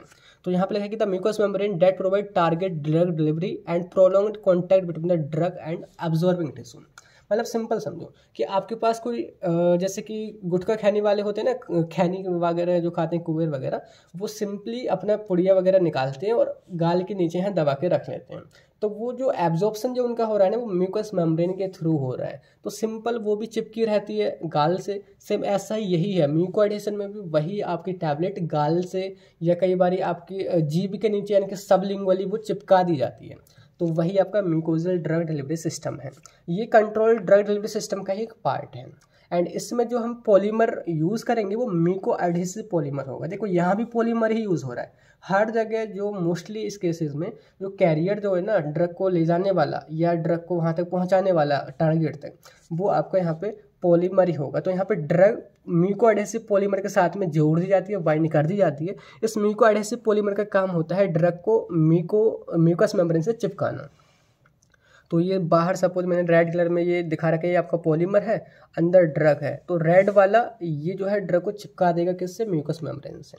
अब ये डिफरेंट रूट में जो है हमारी यूज़ की जाती है म्यूकोजल ड्रग डिलीवरी सिस्टम, जिसकी रेक्टल में आप यूज़ कर सकते हैं, वहाँ भी चिपका सकते हैं, वजाइनल में भी, इसके अलावा ऑकुलर यानी कि आँख में भी कई बार यूज़ करते हैं, नेजल में भी यूज़ करते हैं, वक्कल मोस्टली वक्कल में यूज़ किया जाता है, जो कि आपके चीक होते हैं उसकी इंटरनल लाइनिंग, गाल की इंटरनल लाइनिंग, वहाँ पे अपने ड्रग को रख देते हैं। ऐसे एक होता है सब लिंगुअल। देखिए सब का मतलब होता है अंडर एंड लिंगुअल का मतलब होता है टंग, यानी कि टंग के जस्ट नीचे अगर वहाँ पे मेडिसिन को रखते हैं तो वो आपकी सबलिंगुअल कही जाएगी। तो ये जो ना सारे रूट्स हैं या तो टारगेट्स हैं जहाँ पे MDDS यानी कि म्यूकोजल ड्रग डिलीवरी सिस्टम का हम यूज़ करते हैं। एंड इसके बाद देखिए जो हमारे क्वेश्चन में यहाँ पे दे रखा है, देखिए वो है प्रिंसिपल ऑफ म्यूको एडहेशन, वो आपने बताना है। तो आखिर कैसे म्यूको एडिशन होता है, वो किस प्रिंसिपल पे बेस्ड है, वो समझाना होगा। तो देखिए मैं आपको यहाँ पे सिंपल अभी मैंने बताया है कि जो हमारी ड्रग जो है ना वो म्यूको एडहेसिव पॉलीमर के साथ में बाइंड करके दी जाती है ना। अब यही जो म्यूको एडहेसिव पॉलीमर जैसे कि नेम ही इंडिकेट कर रहा है ना, यही म्यूकस मेम्ब्रेन से अडहेयर होता है, मतलब चिपकता है। अब ड्रग यहाँ पे नहीं चिपकती, ड्रग तो बाद में रिलीज होती है। अब ये कैसे वहाँ पे चिपकता है वही प्रिंसिपल में आपने बताना है। तो यहाँ पे लिखा है कि the principle of muco adhesion involve the interaction between muco adhesive polymer and mucus membrane. इसका प्रिंसिपल ये कह रहा है कि ये जो एडहेशन यहाँ पे जो हो रहा है ना वो म्यूकस मेम्ब्रेन और म्यूको एडहेसिव पॉलीमर में इंटरेक्शन की वजह से हो रहा है। अब ये इंटरेक्शन हो कैसे रहा है, उस सवाल का जवाब फिर भी नहीं मिला। तो उस सवाल का जवाब देने के लिए कई अलग अलग साइंटिस्ट ने ना अपनी थ्योरी दी है। जैसे कि यहाँ पे कई थ्योरी, जिसकी इलेक्ट्रॉनिक थ्योरी है, एडजॉर्प्शन थ्योरी है, डिहाइड्रेशन थ्योरी है, वेटिंग थ्योरी है, डिफ्यूजन थ्योरी और फ्रैक्चर थ्योरी है। इसमें से केवल मैं आपको 2 बता दे रहा हूँ जिससे आपको सारी चीज़ें समझ आ जाएंगी। आप वैसे इनका नेम इस तरीके से ज़रूर लिख के आना है क्वेश्चन में, जो भी आंसर आप लिखोगे। तो पहला है इलेक्ट्रॉनिक थ्योरी। इस थ्योरी का मानना ये है कि जो म्यूकस मेम्ब्रेन है उस पर नेगेटिव चार्ज रहता है और जो पॉलीमर जो है उस पर पॉजिटिव चार्ज रहता है। तो जब नेगेटिव और पॉजिटिव चार्ज एक दूसरे के पास आते हैं तो वो चिपक जाते हैं। इसका सिंपल ये कहना है। तो लिखना है कि according to this theory muco adhesive polymer and mucus membrane contain opposite electrical charge. Opposite charge रहता है, जैसे कि मैंने यहाँ पे देख रहा है कि नेगेटिव चार्ज जो है वो म्यूकस मेम्ब्रेन पे है, पॉजिटिव चार्ज आपका यहाँ पे म्यूको एडहेसिव पॉलीमर के पास है। तो ये दोनों आपस में चिपक जाएंगे और उसके बाद कुछ टाइम बाद आपकी जो है ना यहाँ पे मतलब कि डबल इलेक्ट्रिक लेयर तो बन ही जाएगी और आपकी ड्रग भी धीरे धीरे रिलीज होने लग जाएगी। किसमें? म्यूकस मेम्ब्रेन में। तो यह है इलेक्ट्रॉनिक थ्योरी। एक सेकंड है देखिए वो है एडजॉर्प्शन थ्योरी। इस थ्योरी का ये मानना है कि देखो पॉलीमर के पास भी प्लस नेगेटिव 2 चार्ज रहते हैं, ऐसे ही म्यूकस मेम्ब्रेन के पास भी प्लस नेगेटिव 2 चार्ज रहते हैं। जब ये दोनों आपस में कांटेक्ट करते हैं या पास में आते हैं तो यहाँ पे जो जुड़ते हैं वो वीक बॉन्ड या वीक फोर्सेस के द्वारा जुड़ते हैं, जैसे कि वैन डर वाल्स फोर्स।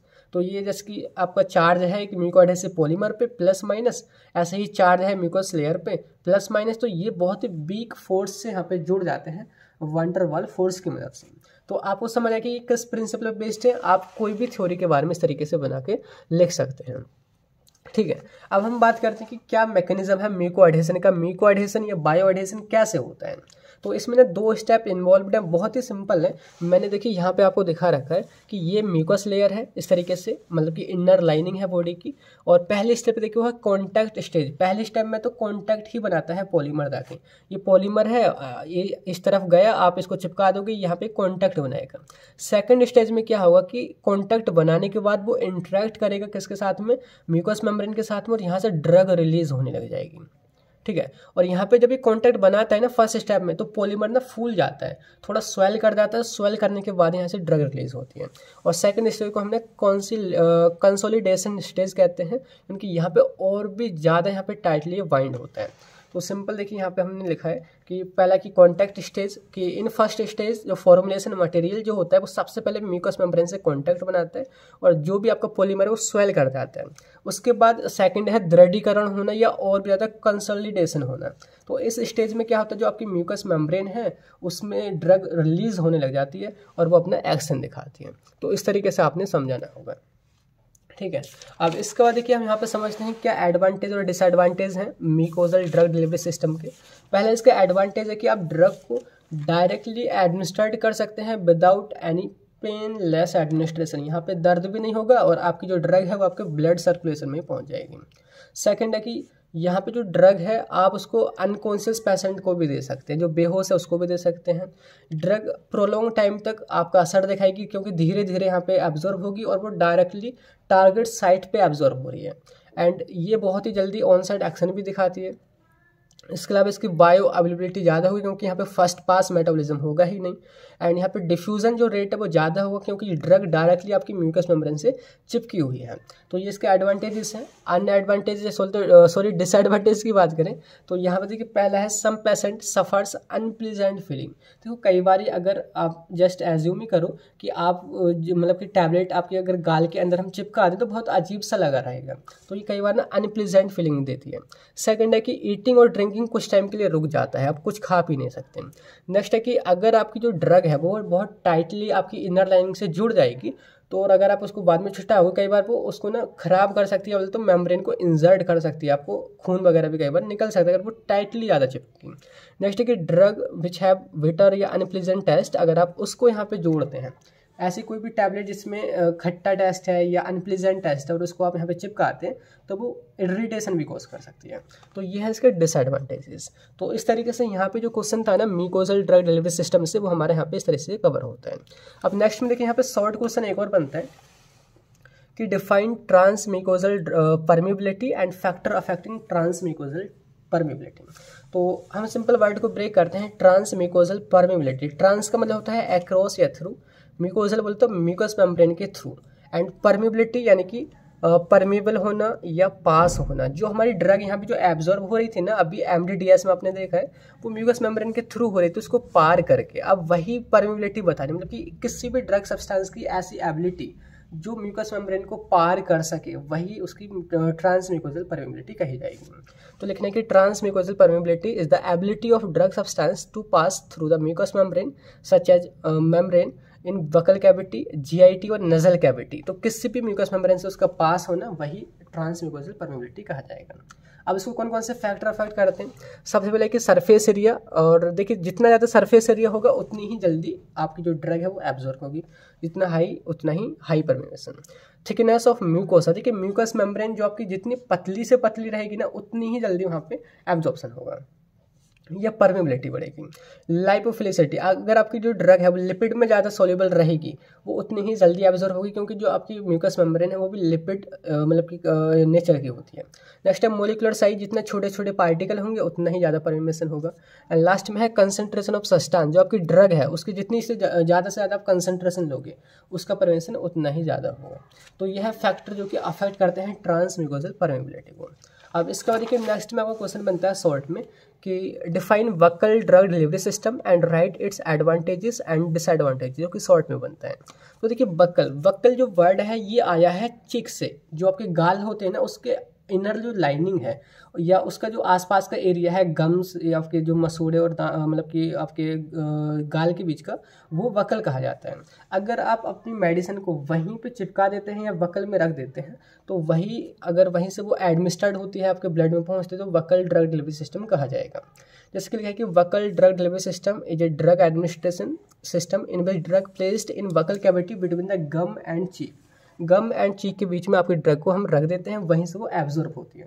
इसका सिंपल एग्जांपल आप कुबेर वालों को याद कर लो। कुबेर निकालते हैं अपना मसाला बना के दाढ़ के नीचे साइड में रख लेते हैं, वहीं से एब्जॉर्ब करती रहती है, ठीक है। And here drugs absorb in blood stream directly from mucus membrane of buccal cavity या इनर लाइनिंग ऑफ चीक। वही वकल कैविटी से आपकी जो ड्रग है वो डायरेक्टली ब्लड में पहुंच जाती है। एडवांटेज इसकी बात करें, देखिए रैपिड एब्जॉर्प्शन होता है, ना ही यहाँ पे फर्स्ट पास मेटाबॉलिज्म होता है, ना ही वो आपकी डिजोल्व होगी, ना ही कुछ होगी, सिंपली डायरेक्टली वो एब्जॉर्ब होगी। सेकंड है कि it avoid first pass metabolism. First pass metabolism रहेगा तो हाई बायोअवेलेबिलिटी रहेगी, पेशेंट के लिए कन्वीनियंट रहती है। अगर कोई भी ड्रग जो इरिटेशन करती हो जीआईटी में तो वो जीआईटी में अगर हम देंगे ही नहीं तो इरिटेशन भी नहीं होगा। एंड ये सुटेबल होती है ऐसी ड्रग के लिए जिनकी सोलिबिलिटी या बायोअवेलेबिलिटी ओरल मेथड से सही नहीं रहती है या जीआईटी में वो डिग्रेड हो जाती है। इसके एडवांटेजेस हो गए। अब बात करते हैं डिसएडवांटेज। अगर कोई भी ड्रग जिसका अनप्लीजेंट टेस्ट है, जो टेस्ट में अच्छी नहीं है भाई, वो तो बहुत आपके मुंह को भी खराब कर देगी, तो आप उसको यहाँ से नहीं ले सकते। नेक्स्ट है कि it can cause mucosal irritation, कई बार वो म्यूकोजल इरिटेशन भी कॉज कर सकती है ड्रग।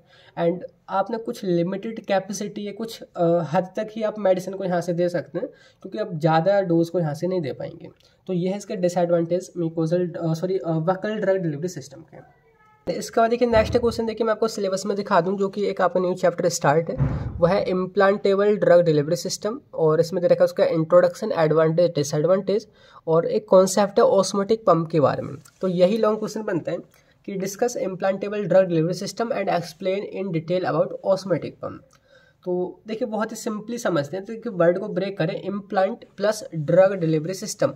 तो इसको पहले समझो, यानी कि ड्रग को एडमिनिस्ट्रेट करने का तरीका है, इतना तो समझ आया। इम्प्लांट का मतलब क्या होता है, किसी भी ड्रग को या बोले तो ड्रग के कैरियर को जिसमें ड्रग भरी हुई हो उसको बॉडी में किसी भी पार्ट में या बोले तो स्किन के अंदर एक माइनर सी सर्जरी करके इंसर्ट कर देना, अंदर उसको ढक देना, वही कहा जाता है इम्प्लांटेबल ड्रग डिलीवरी सिस्टम। है ना।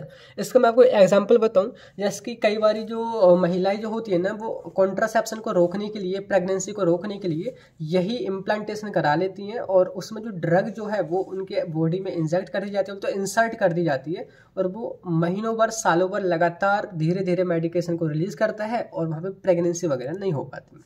तो ये उसका सबसे अच्छा एग्जाम्पल आप ध्यान रखना।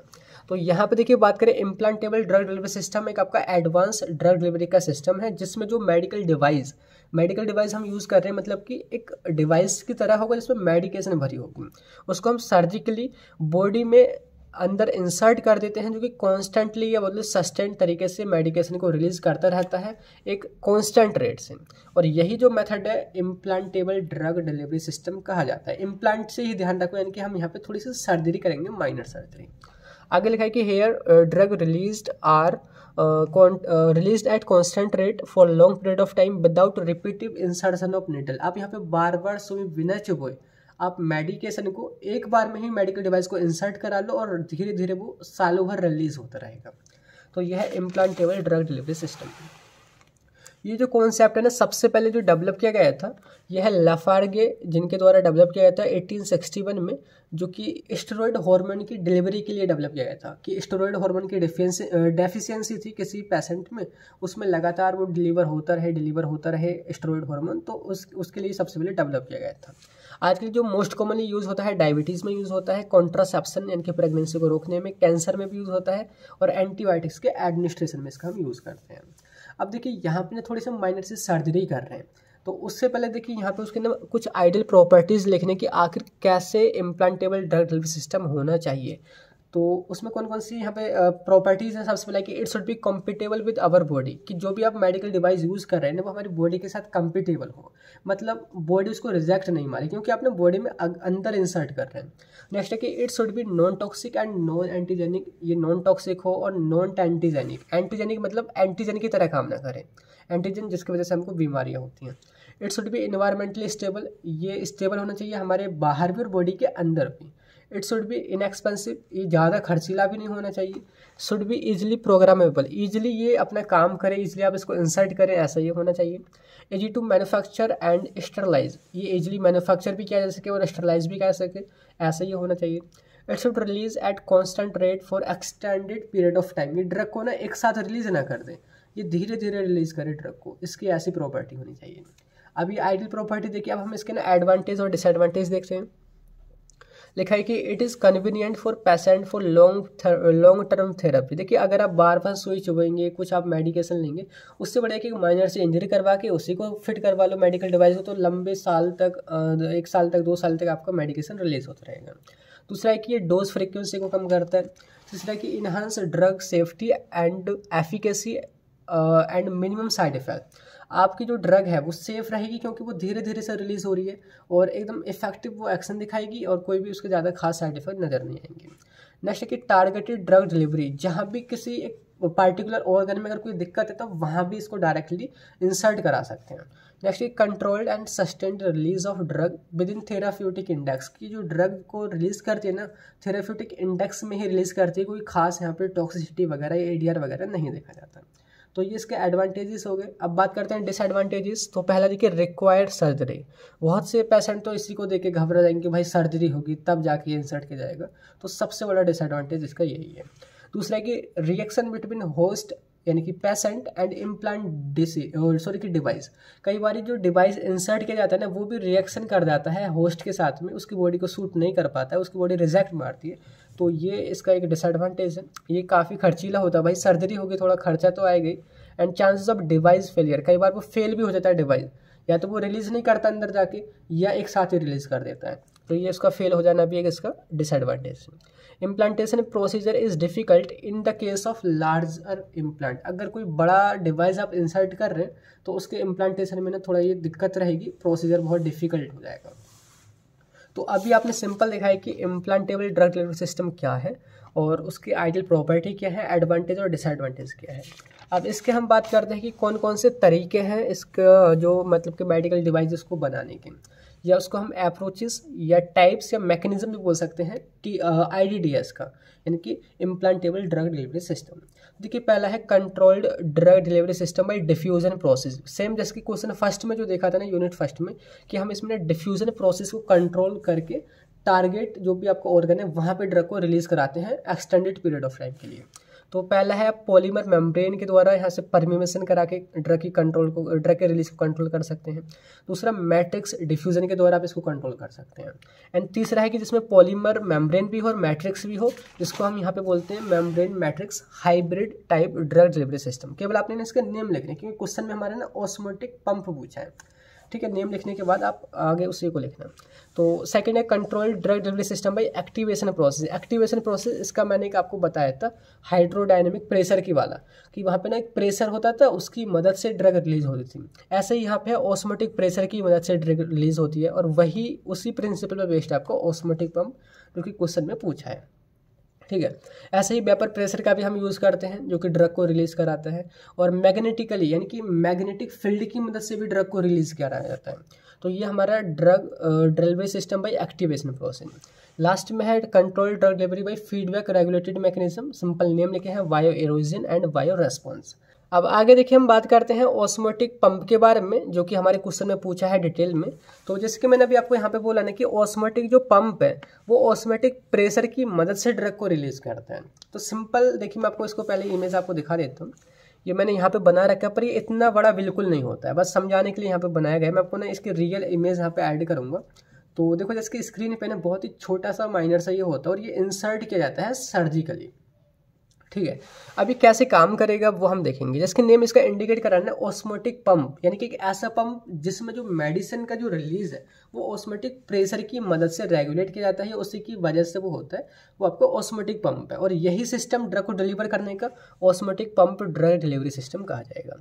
तो सिंपल डिफाइन कर दो कि osmotic pump drug delivery system is a controlled release drug delivery system which use osmotic pressure to deliver drug at constant rate for a extended period of time. Clear हो गया।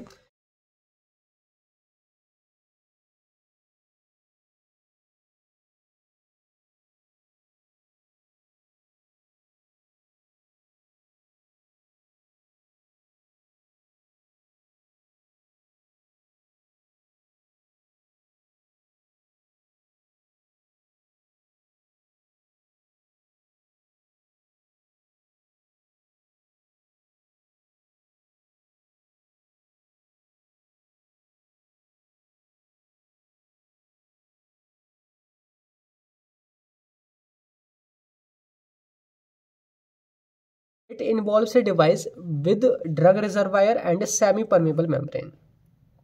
कि इसमें हम एक device का यूज़ करते हैं, उसकी कुछ खासियत है लिखना कि इसमें ड्रग रिजर्वायर होता है और एक सेमी परमेबल मेम्ब्रेन रहती है। Here water enters the device and creates osmotic pressure. इसको क्या है कि जब हम बॉडी में इंसर्ट कर देंगे, हमारी बॉडी में देखो फ्लूइड तो रहता ही है, तो हमारी बॉडी में ना वाटर एंटर करेगा और यहाँ पे ना ऑस्मोटिक प्रेशर क्रिएट करेगा। अब वो मैं कैसे समझाऊँ आपको, देखो यहाँ पे सिंपल आप डायग्राम पे देखो कि इसकी स्ट्रक्चर समझो कि आगे जो है इसकी ओपनिंग है, यानी कि यहाँ से ड्रग रिलीज होगी, और ये सबसे बाहर जो है सेमी परमेबल मेम्ब्रेन है, मतलब कि वाटर इसमें एंटर कर सकता है। ये आप देखोगे ये जो ब्लैक कलर में ना ये इस तरीके से जो दिखाया मैंने, ये ऑस्मोटिक एजेंट है जो ऑस्मोटिक प्रेशर क्रिएट करेगा। एंड ये जो रेड में है ये आपकी ड्रग भरी हुई है जो कि आपने एक्चुअली में ये पहुंचानी है इसके टारगेट साइड पे। तो होता क्या, देखिए सिंपली कि जब हम इसको बॉडी में इंसर्ट करते हैं, यानी कि इम्प्लांट कर देते हैं, बॉडी में फ्लूइड तो रहता ही है, थोड़ा बहुत तो फ्लूइड हर जगह रहेगा, तो वहाँ पे जो वाटर जो होता है वो यहाँ से ना सेमी परमेबल मेम्ब्रेन से ना एंटर मारता है और ये रिएक्ट करता है किसके साथ में, ऑस्मोटिक एजेंट के साथ में। जब वाटर ऑस्मोटिक एजेंट के साथ में कांटेक्ट में वो आता है, इंटरेक्शन वहाँ पे होता है, तो ये ना फूलने लग जाता है, स्वेल कर जाता है। जब जैसे ये स्वेल होगा ना तो ये इसको ना दबाते चला जाता है धीरे धीरे, और ये आपको जो सारी जो ड्रग है वो इस जो ओरिफिस है, होल है, वहाँ से धीरे धीरे वो रिलीज होने लग जाती है। सिंपल सी ये इसकी वर्किंग है। अब मैं आपको थोड़ा इसका प्रिंसिपल बता देता हूँ कि implantable osmotic pump based on osmotic pressure which created by water during osmosis and osmotic agent, कि ये जो ना प्रेशर के द्वारा, क्योंकि देखो जब वाटर ऑस्मोटिक एजेंट के कांटेक्ट में आता है ना तो ऑस्मोटिक एजेंट प्रेशर ही क्रिएट करता है इसके अंदर। जब प्रेशर क्रिएट होगा ना उस प्रेशर की मदद से ही ये ड्रग यहाँ से रिलीज होती है और ये धीरे धीरे धीरे धीरे धीरे धीरे रिलीज होती है। तो ये किस पे बेस्ड है, ये ऑस्मोटिक प्रेशर पे बेस्ड होता है। अब अगर मैं आपको बता दूं कि ऑस्मोटिक प्रेशर क्या है, यानी कि ऑस्मोसिस की वजह से जो प्रेशर होता है उसको हम ऑस्मोटिक प्रेशर बोलते हैं। अभी ऑस्मोसिस क्या है, मैंने लिखा है कि मूवमेंट ऑफ वाटर या बोलते तो सॉल्वेंट, यहाँ पे स्पेशली हम सॉल्वेंट यूज कर रहे हैं, ठीक है, यहाँ पे हम वाटर की बात कर रहे हैं। तो अगर हमारा वाटर हाई कंसंट्रेशन से लो कंसंट्रेशन की ओर जाए तो वही ऑस्मोसिस कहा जाएगा। सिंपल सा कॉन्सेप्ट रखो कि भाई जब ये हमारा कोई डिवाइस है जिसके अंदर बिल्कुल भी वाटर नहीं है तो बाहर वाटर की कंसंट्रेशन ज़्यादा है, अंदर कम है, तो हाई कंसंट्रेशन से लो कंसंट्रेशन की ओर वाटर इस सेमी परमेबल मेम्ब्रेन को पार करके जाएगा। फिर यहाँ पे जो ये आपका ऑस्मोटिक एजेंट जो मैंने लिख रखा है उससे रिएक्ट करेगा। अब यही ऑस्मोटिक एजेंट और वाटर की वजह से यहाँ पे ना ऑस्मोटिक प्रेशर क्रिएट होगा और जो कि ड्रग को धीरे धीरे यहाँ से रिलीज करेगा। सिंपल। अब इसकी वर्किंग यही जो मैंने बोला है ना वो मैंने ना स्टेप बाय स्टेप लिख दिया। लिखना है कि working of implantable osmotic pump, तो लिखना है कि first body water enters inside formulation bye crossing semi permeable membrane. जैसे ही आप इसको इंसर्ट कर दोगे, इम्प्लांट कर दोगे, तो बॉडी में जो वाटर है वो इस सेमी परमेबल मेम्ब्रेन के थ्रू अंदर एंटर करेगा और इसी एंटर करने की प्रोसेस को हम ऑस्मोसिस कहेंगे। एंड देन जो वाटर जो है जब एंटर कर जाएगा तो वो ऑस्मोटिक एजेंट के साथ में रिएक्शन करेगा, उसके साथ इंटरेक्ट करेगा, ठीक है। एंड उसके बाद यहाँ पे ऑस्मोटिक प्रेशर क्रिएट हो जाता है इनसाइड द पंप। यहाँ पे पंप के अंदर यहाँ पे ऑस्मोटिक प्रेशर मतलब कि क्रिएट हो जाता है। अब वह प्रेशर है तो वो ड्रग को रिलीज करेगा, इस ओरिफिस की मदद से ड्रग हमारी रिलीज हो जाएगी, फिर धीरे धीरे धीरे वो अपना एक्शन दिखाती रहेगी। तो आई होप ये जो बहुत सिंपल सा कॉन्सेप्ट था लेकिन लगता है कि कैसे समझ आएगा, आई होप आपको क्लियर हो गया होगा। अब बात करते हैं कि ऑस्मोटिक पंप कहाँ पे यूज़ किया जाता है।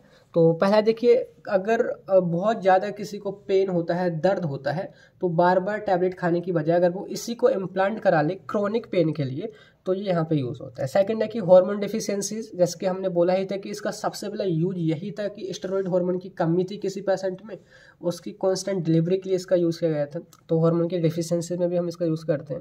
ये कैंसर में भी ड्रग को कंटिन्यूसली रिलीज करने के लिए यूज़ किया जाता है।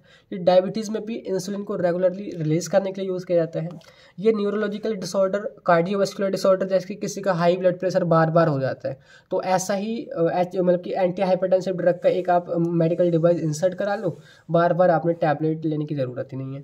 तो ये उन सभी कंडीशन को साथ साथ मेंटल डिसऑर्डर को भी ठीक करता है। एंड लास्ट में मैंने बोला था इंपॉर्टेंट कि जो प्रेगनेंसी जो होती है उसको कंट्रोल करने के लिए महिलाएं कॉन्ट्रासेप्शन को रोकती हैं इसी तरीके से। तो ये है क्या ऑस्मोटिक पंप का रोल या उसकी एप्लीकेशन। आई होप ये आपको क्लियर हो गया होगा। तो इस तरीके से जो आपकी यूनिट सेकंड है ना यहाँ पे ये सारी कवर हो गई है। अब बाकी जो third and fourth and fifth unit है ना तो इसको ना मैं कल बहुत ही जल्दी आपको वीडियो में दे दूंगा और आई होप ये आपको समझ आ गया होगा। तो मिलते हैं फिर नेक्स्ट उसी वीडियो में, तब तक के लिए bye bye, thank you, have a nice day.